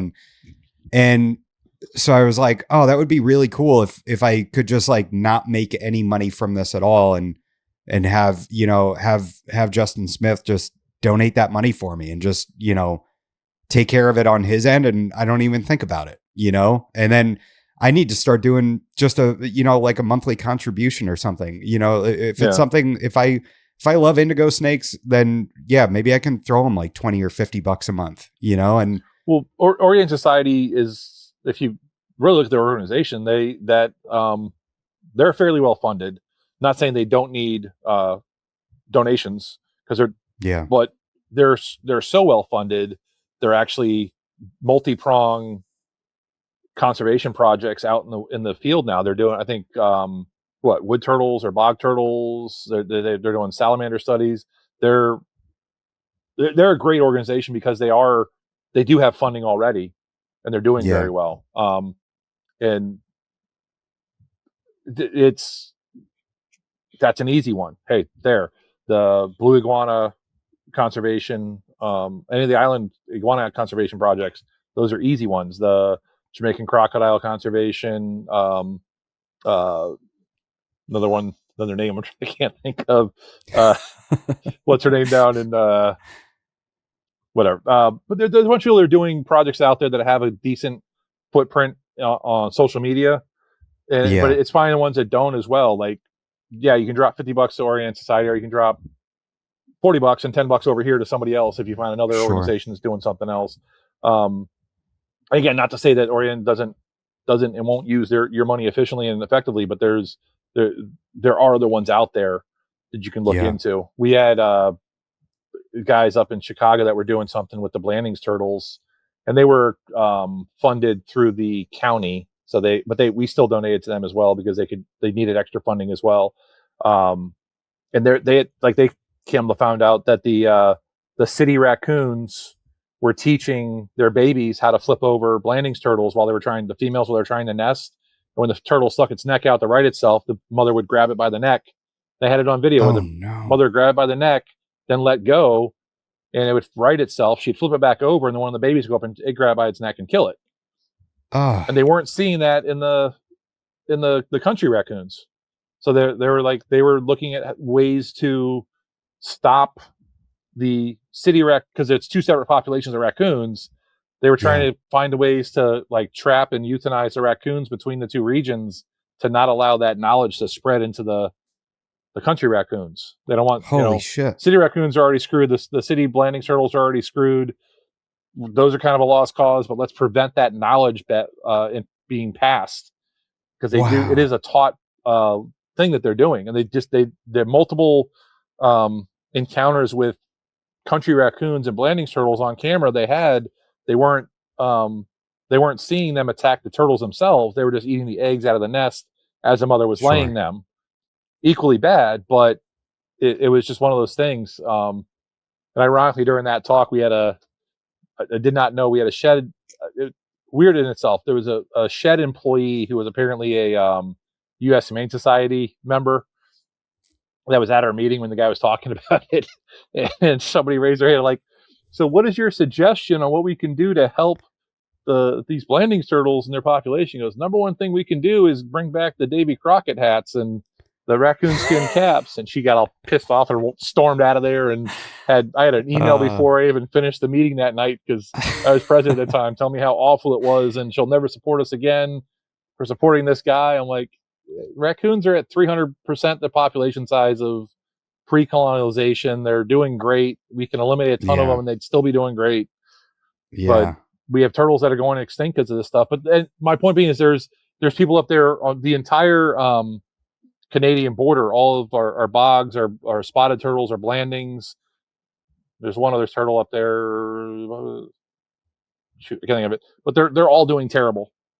They're all doing terrible for various reasons, and there's people that are working on them all throughout that region. So anybody that's up in that area, if you like turtles, that's an easy one. Just find who's working on them in that region, then you can help them out. We need to introduce Burmese pythons up there, let them wipe out the raccoons. I've heard that that's how like the crocodiles and some of the turtles have made a comeback here in Florida. Nick Mutton and I were just talking about that, how the Burms are like just wiping out the raccoons. So the raccoons aren't going after the eggs and these animals are making a comeback. If there's a silver lining to be found in Burmese pythons, So the original article on that, was written by somebody, but the original study for that small mammal population decline, that original article was based on doesn't matter, I can't remember his name, we're gonna skip it like you said. He came out afterwards and said, just for clarification's sake, the original data we had was rangers driving the Everglades Road up and down, and they were reporting back what they saw each night. Okay. Take a step back. Who are those rangers? They're a bunch of 20-something-year-old men who are hunters and fishermen who wanted to be out in the field. And if I know anything about me at 20 years old, when I was hunting and fishing, I maybe caught one less fish than I said I caught. I maybe said, one fish I caught was a little bit bigger than it really was. So you have a bunch of 20-something-year-olds reporting that, how many did you see on your drive? Oh, I saw 5 raccoons, 2 rabbits, and a bobcat. Oh, I saw 6 raccoons, 3 rabbits, and 2 bobcats, That was how the study, the original data was done. And then you got to be shitting 10 years later, when the Burmese python thing came up, then scientists went out there and they said, well, what were your, what were your drive times? What were your speeds? Whatever. Well, I don't know. We would leave at 9 and we get back at 11. Okay. Well, that would be this average speed for that length of road. So the scientists went out and they drove that average speed. Well, then they would stop and take notes and air temperature, road temperature, this, that, the other, notate the animals found, continue driving. The reality is the rangers that were driving, were they seeing all those animals, were driving at various speeds. They weren't doing one consistent speed, where the scientists did a consistent speed. They weren't stopping and taking any notes. They were just notating in their head. There weren't exact numbers. There's exact numbers. Like there was nothing comparable to the two things. Also, during the difference between 10 years previous and the time that the scientists were out there is the water levels in the Everglades went down. So you had the hydration of the whole region that pushed all the mammals to the road. Now the water level's down. The animals don't need to be on the road. They don't want to be on the road. They're 20 feet off the road on either side. Now you don't see them. So the entire idea that there's a 90% decline in all small mammals was a faulty premise to begin with, based on how the study was done. Oh my God. There is more than likely a decline, but my take on that has always been this. What do we know about snakes? Snakes eat 1 or 2 items a month, a week. Growing Burmese pythons are probably taken down. Realistically, they're probably eating weekly. Yeah. Adult Burmese pythons, if they're taking a deer, shouldn't be taking another deer for at least a couple weeks, if not a month. So we say every adult out there is taking a deer a month, a raccoon every 2 weeks. the young ones are taking maybe a raccoon pup here or there, blah, blah, blah. You figure all these numbers. The pre-colonialization density of animals that were there, that environment has evolved to take bears, bobcats, panthers, Everglades wolves, all mammals feeding daily. Yeah. I don't understand how a reptilian predator in an area is doing more to the population than what a traditional fleet of mammal predators would have done to that same population. You know what I mean? Like, it doesn't make sense to Yeah. me. We have an animal that's eating less overall animals versus one that would eat more. Yeah. And is the density that much higher with the Burmese pythons than what the mammal predator population was? Is that the way it works out? Or is the numbers never really been figured out? Is a study really Damn. been done? And like I said, I've heard multiple times that our overall U.S. raccoon population is 300% higher than it was pre-colonialization because Sure. of trash everywhere subsidizes Yeah. their food needs. We've taken out all the predators, and we're we're helping them. Road mortality is still a thing that they're exceeding what the predator mortality was previously. We Yeah. eliminated all the birds of prey for the most part. Yes, we still have birds of prey, but not nearly in the density they used to be. There's all these other variables in there, but the take is that they're 300% higher than they were before Europeans got here. So if the raccoon population gets decimated there, it's probably brought back down to what it should be, or slightly below what it should be pre-European colonization. So that would make sense that raccoons being decimated would up the other populations, but is that truly what happened, or is it? I you know what I mean? There's so many variables in there, and There are. Frank. Yeah. I just had it. Frank something was the guy that did the original study on that, and as soon as that, it was I don't know. So whoever owns USA Today is very anti-reptiles. They're the ones that put out every one of the faulty articles that have come out. Have always come out of USA Today. I don't know if you've noticed that over the years. Sons of bitches. The Burmese python article that came out where they were going to take over the bottom third of the U.S. That was a USA Today article. And that other one was USA Today. But damn it, Frank. So he came out as soon as that came out in the paper. He came out and said, like, hey, just to be clear, we have to have a baseline. What the pre-study numbers were versus our study numbers is not what we're looking at. We have to have a baseline. So now we have a baseline. We're going to do the study again in 2 years and 5 years and 10 years. And we're going to use our baseline that our scientists had developed, having criteria, but we had to have a baseline to start with. We're 90% lower than what our pre-Burmese numbers, the only way we had numbers, because no one was studying how many raccoons or rabbits were in the Everglades. Yeah. Nobody cared. Burmese are here. Now we're going to have to study them, and we don't have a baseline. So that was his thing. He said, we needed a baseline. We can't know what our numbers were beforehand, because we didn't have that number. But from this point forward, now we have a baseline of interaction on the roads with this hydrology. And he's the one to point out the hydrology was different. The conditions were different. Everything was different. So the numbers didn't work out together as a real study. But going forward, now any studies coming out recently in the last couple of years would be a much more realistic study of where our numbers actually are at, because we did go from apples to apples kind of study line. Shit, man, I'm so happy we talked about this, because I didn't know any of that. Yeah, well, that's like the CHS bunch of reptile nerds up there. We got a lot of these articles, and the Herp Society newsletter would come out and have some of these stories in there, and just reading some of the stuff online. But yeah, damn it. What do you think it is about the sort of fetishizing about hunting the berms? Like why do you think people do that? Like, it's like people like get off on it, like on getting these snakes and killing them. Attention. Everybody likes attention for whatever reason. Yeah, it's true. I mean, I started a podcast. Well, I didn't get hugged enough when I was a kid. The fieldherpforum.com back in the day, there was a guy that went by Adam Ant. He was herping West Palm Beach area. He's the one that brought out that, hey, there are some big populations along the Loxahatchee levees of Burmese pythons. The field herp forum guys were like, oh, no shit. And there was going to be like, who knows how many people would have shown up, but there was like a couple thousand people claim they were going to descend on those levees to collect the Burmese pythons. One of the other guys that was in the field herp forum back in the day was also working with the state of Florida. And it had been, I think he posted it in the wintertime. The communication all kind of wrapped up for that, the rest of that winter, the summer, and the numbers they were harder to find in the summertime. And the conversation was, this coming winter, we're going to descend on this population. We're going to collect all the animals we can.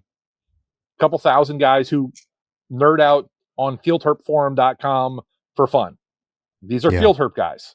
Got not every Joe Blow that has a shotgun that wants to go out there and kill whatever snake they find that they think's a Burmese, but herp nerds, field herp nerds at that.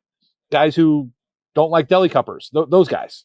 Those guys were going to descend on the Loxahatchee.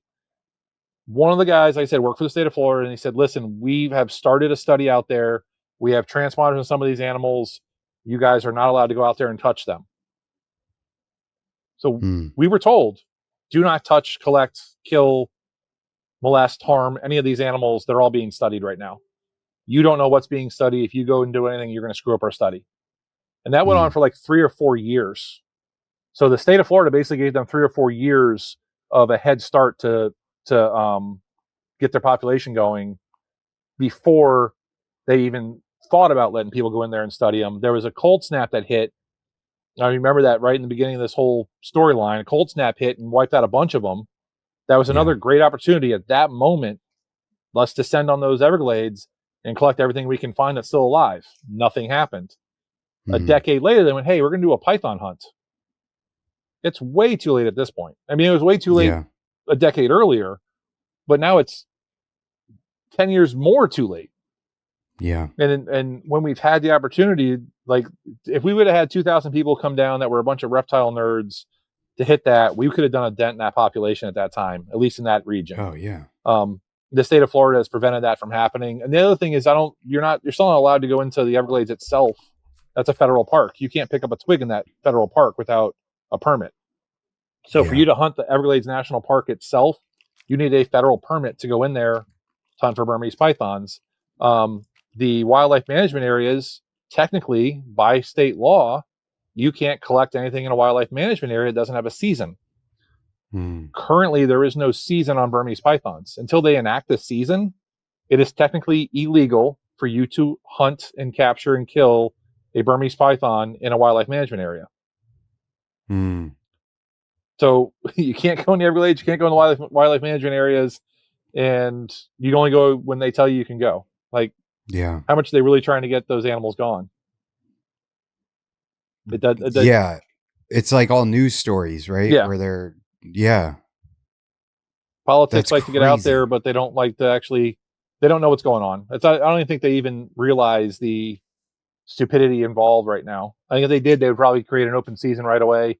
If we had FWC officers or commissioners who really gave a shit about the environment, they would have already enacted an open season on them. And maybe they have and just haven't done it in a public way. But as far as I know, you have to go during their python hunts. Wow. You have to get special permits to go do it and all that. I've never looked into it, so I don't have any desire to go down and do it. So I don't know if during those python hunts, if they're allowing them in the WMAs or the FW or the, I don't think the state of Florida is even allowed to allow you into the federal park. So I think you have to get a federal permit for the federal park and you need a state permit for the WMAs. Damn. But I wish I could have a Burmese python. Makes me sad. Well, they made that just would have gave you extra inspections by FWC. They would come in and look at you even harder. Yeah. Everything that had a special permit got extra inspections, like biennial inspections. And I got rid of the tegus in part because I was told by some couple people that they're making an active effort to make it very uncomfortable for you to carry any of the species of special concern in the state of Florida. Meaning they were going to come in and fine you for the lowest thing and make it financially and economically and just socially unpleasant. Yeah. Which So why does the FWC come out and inspect you right now? What do you have that they're able to come and look at your place. I have a Class 3 permit. Oh, When you I sign your need Class to get 3, one of those. yeah, if you're selling anything in the state of Florida or shipping them out of the state of Florida, FWC does inspect the FedEx hubs. They do inspect who's shipping stuff that are animals. You better be listening with Lacey Act information on them. They're looking at that. I know a guy just had FWC call his customer. He had a small first time breeding, small time guy. Produced one clutch, or I don't know if he's even produced a clutch, or I don't know what the parameters are around it, but he doesn't normally sell stuff. He sold a couple animals out of state to somebody else. The FWC contacted the buyer and then contacted him afterwards and said, hey, look, you need a permit to sell animals in or out of state. And we're going to be polite and give you a fair warning to get your permit now, or we will come out after you next time. Wow. And that was him doing a private phone call conversation with somebody and shipping animals, but the animals went through the hub. They inspected the hub and contacted them that way. So, I mean, also on the flip side of that, there's strength in numbers. So even if you're not selling necessarily in the state of Florida, every reptile keeper in the state of Florida should have an FWC Class 3 permit to let them know what our numbers are in the state of Florida. That's true. The other thing, when you report your numbers on the FWC permit application, what we should be doing as a community is reporting what our numbers are for the year. Meaning, like, I saw this in the whole Tegu debacle. Everybody reported their numbers of adults. Nobody reported their numbers of adults and babies. So when FWC went after the Tegus, they said there's only X number of animals in the state of Florida. That X number of animals sold can only equal X number of dollars, and it's not a thing. We're not worried about it. It doesn't reach the threshold to where it matters. And it was insane because the numbers they put out, one guy said, I produce more Tegus personally than what you're reporting are in the state of Florida. Yeah. They're like, well, that's not what our numbers show. And I thought about it. I'm like, what numbers are they using? They're using the numbers in the permit applications. So at the time I had, I think, 15 or 18 breeders. So I'd report I had 15 or 18 breeders. I didn't report that I had 415 Tegus because I would produce 300 or 400 Tegus every year. I didn't report I had 415. I reported I had 15. And that's me as a fairly small time breeder. Guys who are doing bigger scale breeding that are producing a couple thousand. If you look at the entire state of Florida, everybody had Tegus, and we all reported what we produced plus our adults. Our numbers are way different. And then if they look at what the financial impact is to the hobby based on those numbers, then that number is way different. So just mine alone at $200 a piece at 400, there's a big chunk of money versus 15 times 200, nothing. Wow. Times the whole state. And that's how they got rid of the Tegus without having to go through all the loops and hoops they should have had to go through. Because how we reported our own numbers. Damn. And I've heard that's why boa constrictors didn't get banned, because it would be it would be an economic hit. Is that true? Maybe. Yeah. That's the theory. But again, with boas, same story. If you're producing 60 or 150 or 200 babies each year. So I know guys who don't report what they're producing for babies, even because your report number is supposed to be how many animals you have in your collection at the time of application. Sure. So my application is up in February. I will not have much for babies at all. So my application numbers are going to be way low. I know guys who, regardless of what time of year they did it, they only did their adults because they were worried about IRS implications. And if they reported this number of animals, then they thought somehow that would affect what their IRS reportings would be. And I don't think FWC is communicating with IRS. I don't think that's a real thing, but I've heard that multiple times, that's why they don't report their numbers like that. But the reality is the real effect of that is going to be that they're able to attack different niches of the hobby easier if our numbers are lower. Huh. I'm not saying lie about your numbers. I'm saying report your real, actual, true numbers. So we're having a real, true, actual representation when legislation looks at what the impact would be. I think where boas come in is boas are such a popular animal that their numbers by default are above that threshold when they figure out the median price point of boas times the number of boas reported in captivity. Regardless, that number gets to where it is, they would have to do environment or economic impact accounting to go after boas. So I think Sure. that is based on accurate information. I just don't know that that's truly the reason they haven't done it, or if the fact that the deering estates population has been there for 40 plus years and has not really expanded at all. Yeah. I think that's more of a thing is that we just don't see the population expanding. So while it is an issue, there's actually evidence contrary to them being problematic. Likewise, the rainbow boas popped up in the Everglades in one spot, just like the African rocks did. That spot got popularized, and I'm pretty sure from what I've heard, the rocks got collected into oblivion immediately when they popped up as being in that Fort Lauderdale population. I don't think any more African rocks have been seen, and I believe, from what I'm hearing, a similar cases can be made with the rainbow boas. Wow. There's that one little population of rainbow boas that they were doing well, and now, from what I've heard, they're not doing well. They were super easy to find. Now you can't find them. No shit. Yeah. So I mean, ironically, we're given the opportunity, the hobby and the field collector's quest for money will decimate any population that's known. So the easiest thing for FWC to do to get rid of invasive populations is just let them be known. Yeah. The problem with the chameleons is people keep moving them around on purpose, so they have their own populations to grab. That's so crazy. That's nuts. Yeah. Damn. Well, you're gonna be. I'm gonna be talking to you a lot more now because you're my Florida buddy. You know a lot about this state.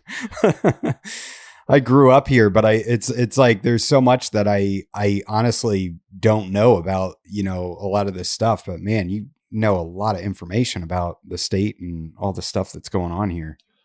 The state's fascinating if you really get into it. My biggest interest right now in the state is actually all the fossils that you can get over by you in the Peace River and Venice Beach and everything, the megalodon teeth and all the Ice Age mammal fossils.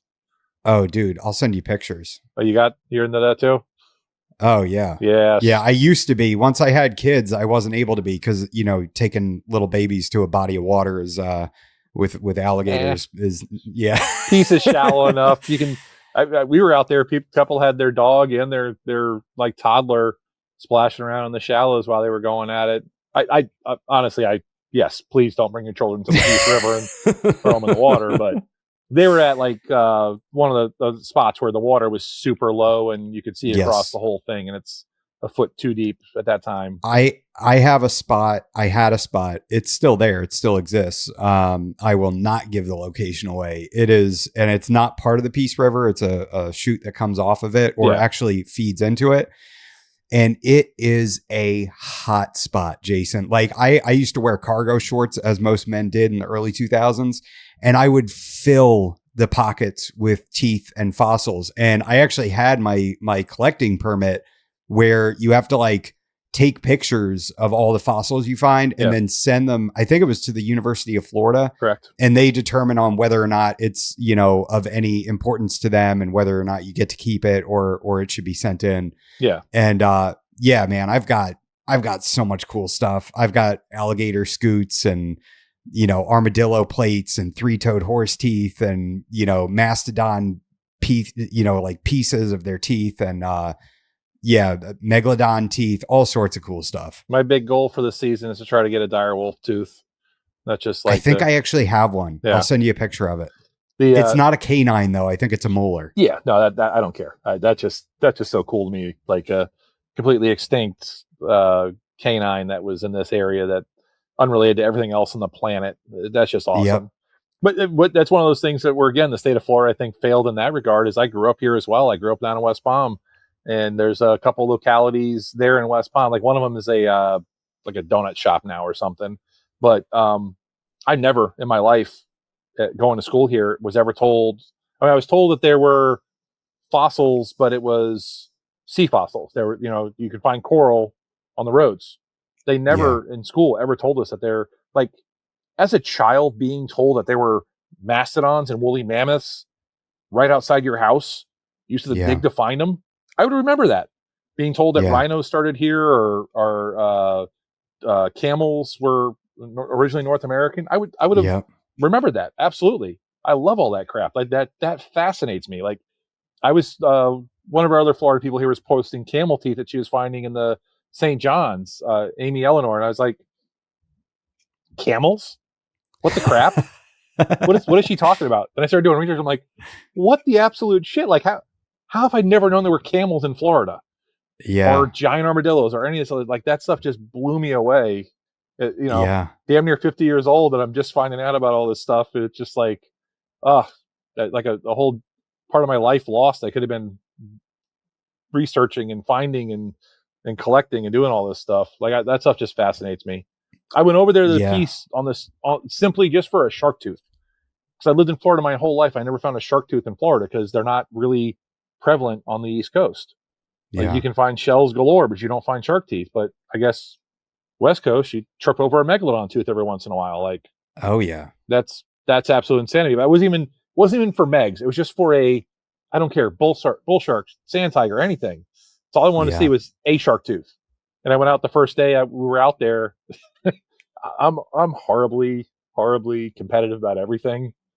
I was getting so mad because we had one size too big on our mesh, and we're sifting away. And there's like a couple little 10-year-old kids next to us. Oh, I got another one. Oh, I got another one. I was fuming. I was so mad. And I was with my buddy Chris Law, and I'm like, bro, what the fuck? We're not. Oh my god, dude. I just looked over there. I literally like did the creep over to see like what the hell are we doing wrong. And I saw their mesh size. I'm like, bro, we have the wrong mesh size. We're a whole size too big. It's like, what? Well, I got extra mesh on my truck. I had my nephews there. I'm like, don't move. We'll be back. So we went all the way back up to his truck and pulled a whole roll of hardware cloth off. Redid ours, took extra zip ties, went down there, cut pieces for theirs, put theirs on there. And then we started finding them. And then as soon as we did that, teeth galore. I think I ended up with like 150, 200 teeth by the end of the day at that point. But the first part of the morning, I was just losing my mind because I'm just a psycho in that way. Like, if I'm finding stuff, I don't care if other people are finding stuff. But if I'm not and they are, and even the joy of their voice was just getting me mad. Like, what? Oh, another one. I was so upset when I went out to my spot one day because I would wait for a big rain to come through and push everything through and then for the water level to drop again. Yeah. And I went out there one day and there was mounds of sand and people just went out there with shovels and dug everything and put it through mesh. And I was so upset because I would just go in and there were so many that you'd find like a vein in it at the bottom and you just sit there and pick them out. And every now and then you'd see like the tip of a megalodon tooth sticking out and your adrenaline would spike so high. Like, is this going to be intact when I pull it out? Is it going to be a complete tooth? And you get so excited. It's so much fun. Yeah, no, I've got one megalodon tooth that's a partial. It's broken. So it's like, I don't even have one good one. And then, my spot puts out megalodon teeth. Yeah. Then me and my buddy did one of the dry land sites and we were sifting there. And about halfway through our time, I think it was like a 4 or 6 hour dig that we were on. About halfway through our time, my buddy, also incredibly competitive, he noticed the guys next to us that kept pulling up Megs weren't sifting at all. They were just hosing away the material because the goal is to get through all the material you can as quick as you can. I'm sifting and pulling out all the smalls, and he starts doing that, and he got a nice big croc tooth. He didn't end up getting any Megs, but we're both talking about going back. But it's like $250, I think, a person to go to that particular dig site. And they give you a whole pile of dirt and they give you a hose and you just go through it. But they were getting the Bone Valley ones where they're the black blades with the white roots. And those just look so cool. So I got a bunch of other teeth with that look, but a Meg is definitely what I want out of that look. But the mammal bones are all white there. I like the black mammal bones over the white mammal bones. So it's it's a plus and a minus. It's also the money, but it's like if you go there, I think if we paid, it might be $250 for a couple, and you get a kid per person for free. So if you wanted to go, it's more money, but the you bring a kid for free. So you and your wife go, you pay for yourselves, and you bring two kids for free at that point. Or I'm sure if you have a third or fourth, I don't know how many kids you got. Two kids. Yeah. So you're perfect. So you do a dry site dig there for, I think it's 4 or 6 hours. I can give you the information afterwards. It's another name I'd have to remember, and we're not going to play the game today. We'll definitely swap some notes on that. And I'll go back out to my spot and see if it's still a good spot. And if it is, next time you're on this coast, we'll go out and hit it. Because it's out in the woods. Yeah. Yeah. No, I went out and bought kayaks to do this with. I'm all in. I'm trying. But this is cool because you park and you walk like 15 minutes and then you go down to the bank and you're there, and it's like totally hidden. And it's a really cool spot. And it's funny because they actually, I can't remember what university it was. It might've been University of Florida, but one of them they brought in and they excavated and did a whole dig at my kid's school and pulled a ton of fossils out. And it was this whole thing where at the end of the school day, like me and my wife went down there and we walked around with the boys to all these different dig sites at the school. And there was teeth everywhere, and the giant mako teeth, and it was a lot of fun. I'm glad that they did that to give the kids that exposure. That's awesome. Yeah, they never did that when I was a kid. Yeah, didn't have any cool battery powered 4x4 toy trucks, and I didn't get any fossil digs. Kids these days are spoiled.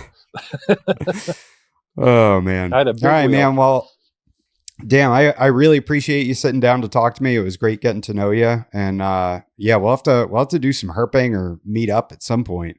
And next time I see you at Daytona, I'll definitely bug the shit out of you. Oh, for sure. And if you want to go out, go to your spot, but we can go hit some other spots. I just be going to the main river, one of the offshoots that's pretty close to the main river. So I don't have any spots. I get over there like 2 or 3 times a year, but I need to get a little more exploration, and I need somebody that's got a little more drive to do it. So I brought a few people over there, and I'm ready to dig all day, and everybody else like, all right, so we're gonna move now. We're gonna go do something else. Can we get lunch? I'm like, no. Dig. Oh man, this one guy I used to work with, he had mastodon teeth this big. I kid you not. Like 8, 9, 10 inches, huge. It fully intact. Like he had like a glass coffee table, and the teeth and everything would be underneath it. Yeah, there was one of the videos where the guy was like scooting down the river in his little canoe and spotted a mastodon femur that was like 4 foot long that he excavated out of the bank. And the irony of like you said, you had a report to the University of Florida. They don't give a crap about mastodon. We know all that. Yeah. Like you'd have to find something really unique for them to even care about it. So it's not like you report them and they're going to try to take all your cool stuff away. They're like, yeah, no, what you think is cool, we don't care about. Like you have to find either something brand new, unique, or something that has very limited discovery so far for them to even care about them. Yeah. You know what I need to Google now that you mentioned was the Everglades wolf. I didn't know that was a thing. Yeah. Black wolf in Florida. Wow. Come on. Forrest Galante almost rediscovered it. Oh, so close. That and the thylacine, you know? Yeah, no, they were here, and they pushed out there was the red wolves are all the way in the North Florida, and then the black wolves were down here, and they got wiped out by colonialization and modification of everything. Most people don't realize that there's bison in Florida. Yeah. Most people don't realize that. Or that we have wild horses. There were bison in Florida. Now they're back. Yeah. They think, they introduced species. Like, no, they were always here. The coolest thing I found so far, the fossils, is tapir teeth. So I got a couple of tapir teeth. What are those? What's that? I don't know what that is. Tapir, Tapir. Okay. Like, I actually don't know what family they're in. I was going to say they're a rodent, but I don't think they are. They have like the weird snout, South American. Aquatic. Yep. I'm looking at the pictures right now. Yeah, like a miniature hippo elephant bastard child. Huh. You know, I'm a little concerned now that I actually have one of their teeth and not a dire wolf tooth. Or looking at some of their teeth. Yeah, I'm looking at their teeth right now. I'm like, Well, that I might have one of their teeth. I'm so bummed. ironically, that's when I found one, I'm like, oh, direwolf, it's gotta be direwolf. I looked it up, I'm like, it's taper. I'm like, also awesome, but not nearly as cool as direwolf. Yeah, dude, you just rained on my parade. That is this whole time I thought it was a dire wolf tooth, but it looks just like that. Yeah, I mean, Wow. I'll settle for a saber-tooth tooth as well. I mean, I'm an easy That'd going be guy. all right. That'd be all right. Yeah, I wouldn't complain. yeah. The fact, but again, like growing up, no one ever told me in school that saber-tooth tigers existed in my Florida.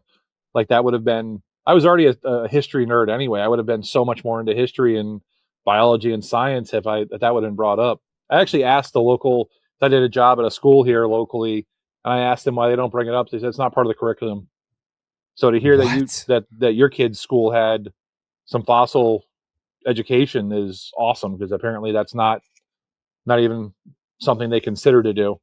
Because I actually, when I was talking to him over here, I asked him like, hey, listen, because I was considering trying to get a truckload of dirt brought over, because I don't have the time to go there. So I was going to see if I can contact the place that we went for a dump truck full, what that would cost, and if I could dump, half a load at my place, half a load at the school, and count as a donation. Like I thought that would be great all the way around. Yeah. So I asked them, like, so what if I did that? They're like, yeah, I don't know. That'd be a lot of things would have to be cleared for you to do that. I'm like, holy crap! Like, I'm offering to drop a couple $1,000s here, basically, and you guys are like, no, we don't want that education brought into our school system. Yeah. Yeah, there's a lot that could be said there. Yeah. I mean, in their defense, they did say it was a curriculum thing, that's not part of their curriculum, and the curriculum has to get cleared.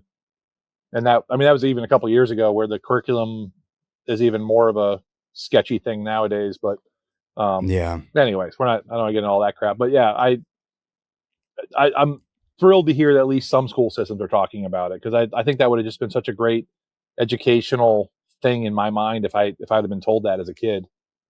Oh yeah, it's super cool that, I mean, the only problem is that it kind of made my kids obsessed with it, and now they want to see my stuff all the time and touch them. And I try to explain to them like, hey, this stuff is like millions of years old. So dropping it on a tile floor, it would be such a tragedy, you know, that it made it this far, you know? Well, I don't know if you're even aware, but on Facebook, there are a few Florida fossil groups. There's probably a dozen of them, but somebody just posted that they had their mastodon tooth in a box, mastodon, or either way, mammoth or mastodon. Yeah. And somebody dropped the box and shattered it was a complete tooth, and it shattered into like 25 pieces or something. Yep. Yeah. And that's only 10,000, 12,000 years old. My first megalodon tooth, I found it on the beach, and I remember me and my brother, he was trying to take it from me, and we were fighting, and it slipped out of my hands and blew up into a million pieces on the tile floor. Oh my. Yeah. So first blood. Yeah. That one was painful. That's awesome. I mean, I'm just thrilled that there's other people that are interested in anybody I find that's interested in it. My buddy he does Comic-Con things, and their booth partner or booth neighbor or whatever, they just randomly got talking about it. My buddy's not that into the looking for him. He was one of the guys that got bored going out there. But now this guy's interested. Now he wants to go back out again to kind of show this guy some spots, because he doesn't have any good spots either. I'm like, I don't have spots. I just go to the Peace River and try to find something. Yeah, it is crazy, because like the I don't want to give the name of it away, but the spot that I have, you can go up and down this thing, which I did, before having kids, and my wife was working or whatever. I spent the whole day just water shoes going up and down this thing, just sifting, and it's like nothing, and then all of a sudden I found this one spot, and it was like, man, like everything collects right here. It must be a lower area or something, and it just gets grabbed and stays there. That, or there's something right adjacent to that's getting washed out into that spot. Yeah, it's something, some weird vein there. Yeah. No, that's the only thing is going on YouTube and searching for these guys that go out and do this for a living. That's really disheartening, because they find a ton of stuff. Like I go out Yeah. there and find one taper tooth, and they're like, yeah, another one, a horse tooth, or this tooth, or that. Like, all right, I suck. Like I said, I'm competitive about everything. So I see someone else being like super successful. It makes me depressed that I'm not doing it that good. It makes me want to try to do that well. So Yeah. like I'm not competitive in the way that I'm upset that they're succeeding. I'm upset that I'm not succeeding at that same level, and I want to try to be that good. Yeah. Even if it is just digging a hole in the dirt, I want to be that good at digging a hole in the dirt. Like what am I doing wrong? Yeah. Well, So, that's what's crazy. Like around us now, anytime there's construction, like if they're cutting a new road in or they're expanding a road, at like once all the construction guys leave at the end of the day, you just see people walking up and down the dirt mounds looking because they know that they're turning up fossils and shark's teeth. yeah. Well, that's technically illegal and can't do that. So that's the other problem. It's like all the spots I see that I want to do that on are I drive major roads, so I feel like if I do it at those spots, I'm going to have somebody harass me. Yeah. Like I don't care about all your tools. I got my own set of tools. I just want to find a piece of rock in the ground. That's all. Leave me alone. Exactly. But exactly. Yeah, they're digging a hole right off 417 and 528. There's a dump right there in Orlando, like right past the airport. And I just pointed out to my buddy as they were driving by yesterday. I'm like, they've got that thing down deep enough. They might actually be hitting the fossil level right there. He's like, dude, just give it a rest. What are you doing? like I just got to figure out where they're dumping all that dirt, man. There's got to be something. And ironically, right by my house, they've done a bunch of sand excavation for building the houses. And I talked to the guys there because I was going to get, again, I need fill dirt at my place anyway. So I was asking them what kind of fossils they're finding. And they're pretty matter of fact about it. They said, the state came in, they did a survey here, and we actually are not a good location. We're not finding anything here, not even really shark teeth for whatever reason. And because I was asking like, hey, what's the likelihood? He goes, and the guy's like, listen, dude, we got a sister location down in Vero. If you want shark teeth, you get it from them. They can bring you a bunch of stuff, but you're not going to get any land fossils there. It's all aquatic related tooth. And we never heard of any megalodon there. And further up the canal where we're at, there was a mastodon tooth found, and there's a type locality for something else at another spot there. But there's a couple things that are nearby, but he says for whatever reason that spot and the adjacent spots nearby, they're not finding anything, which is crazy because one of the other locality spots that's in the Florida Museum of Natural History is right down the road from another spot where they're digging. So I'm like, hey guys, if you're finding anything, let me know. I'll buy a couple truckloads of dirt. Like yeah, hell yeah. Let me know. And they seem so disinterested in it all. I don't think they're just trying to like not let me know about it. They don't care. They said they're sifting everything to get bigger chunks out, to get wood chunks out, so they're not delivering wood chunks. But they said we're not. So what about that pile of chunks? What do you do with that? They're like, we go through it sometimes. We don't ever see anything. Like, can I buy that? Can you give me a truckload of that? I'm like, yeah, if you want, but there's nothing in it. So I don't know. I might do it someday here. Have you ever heard of the Little Salt Spring? No. You should look that up. Oh, is that the one where it's a hole where there's also the stuff way at the bottom? Yes. Yeah. And it's like some super, super old, like human remains. And I think that they would like flip the large turtle. They would just like flip them on their back and cook them, and like they'd slaughter them, take the plate off and then just cook all the meat in the shell, and they found all that with tools and everything preserved in this salt spring. Yeah. It's pretty neat. Oh, the human history on the west coast of Florida is just fascinating. There's a couple bogs that are underwater over there that they're still doing discoveries on. That's like the Windover bog bodies. You ever read about those? No. They're Titusville Windover bog bodies. Search that afterwards. That's fascinating. But they have like 1,700 years of burials in this bog, which is or 1,200 years, something like that. Whatever it is, it's 3, 4, 5 times longer that they've had burials that are familiar.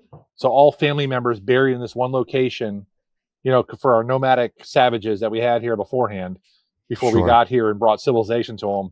They were burying people for 3 or 4 times longer than the U.S. has been a country in one location that are all family members. And in that, they found that it's so well preserved, they found brain matter. They Whoa. found a spina bifida patient, victim, whatever you want to call them, that was 18 years old. So that, we're taught that the savage natives would kill any deformed babies. Yeah.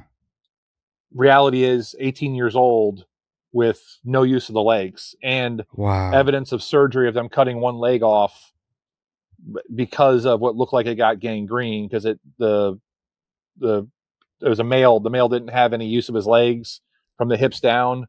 Made it to 18 years old, and there was healing on the bone after amputation. So they Holy shit. amputated for a reason. There was an 85-year-old woman as one of the bodies they pulled out, and then at some point the Native American community in the area was like, "Hey, quit digging up our people." So they stopped doing the dig. That was in the 80s. But there's also offshore sites on the West Coast that are underwater now, but they were also bogs there where they buried the dead the same way, where they were basically there. That's the other thing, is there's they were able to identify 3 different versions of woven cloth they were using to make the blankets that they buried the dead under. And weaving is like they call a Bronze Age technology. So we were always presented with the idea that the Native Americans were Stone Age, and they had 3 different types of weaves, which make them a Bronze Age technology.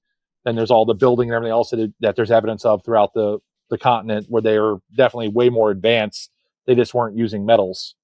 Yeah. So there's all this like contradictory information if you start looking into this stuff than what we were taught, at least what I was taught as a kid growing up in the school system back in the 80s. And I find all that fascinating, like the trade routes that they can identify and everything else. But the bog bodies show you generations of culture existing in one location. Yeah. And that's like not what we were ever taught. I was always taught that even the native people here in Florida were all nomads. Yeah. And if you're nomadic, you're not burying all your dead at the same location for over 1,000 years. Oh yeah, well I know that the one that's kind of nearby me is Spanish Point, and there's burial sites there and the shell mounds, and it's like hundreds of years of shell mounds because they were eating all the crustaceans and everything, and these mounds are like preserved. You can walk through the building and see the shell mounds that once it's super cool. East Coast, we have Turtle Mound near the Cape Canaveral preserve, and the other mounds below that were all decimated for US 1 and A1A. Nice. Like the Wabasso Causeway was built as a railroad spur to get the shell from the shell mounds there, and they took those and used them for a base level to do the A1A and US 1 builds. So they went through and all the shell mounds and did that. So that's why we don't have the shell mounds on the East Coast. Wow. What an utter disrespect. Yeah. So if you are along A1A or US 1 and happen to be just off of it, and you happen to see something that looks like pottery, it probably is Native American pottery, because there's a lot of pottery in those mounds. Yeah, it's crazy. Like, it's all this stuff that, like, I've never been taught any of this stuff in schooling, and just had to find it out later on. Yeah. And all the springs and everything else. But yeah, no, we definitely got to hook up, and I'd be thrilled to be able to talk reptiles while we find fossils, man. That'd be a good day for me. Yeah, hell yeah, man. Let's make it happen. All right. Well, I appreciate your time, sir. Thank you so much. Yeah, man. I appreciate you having me on.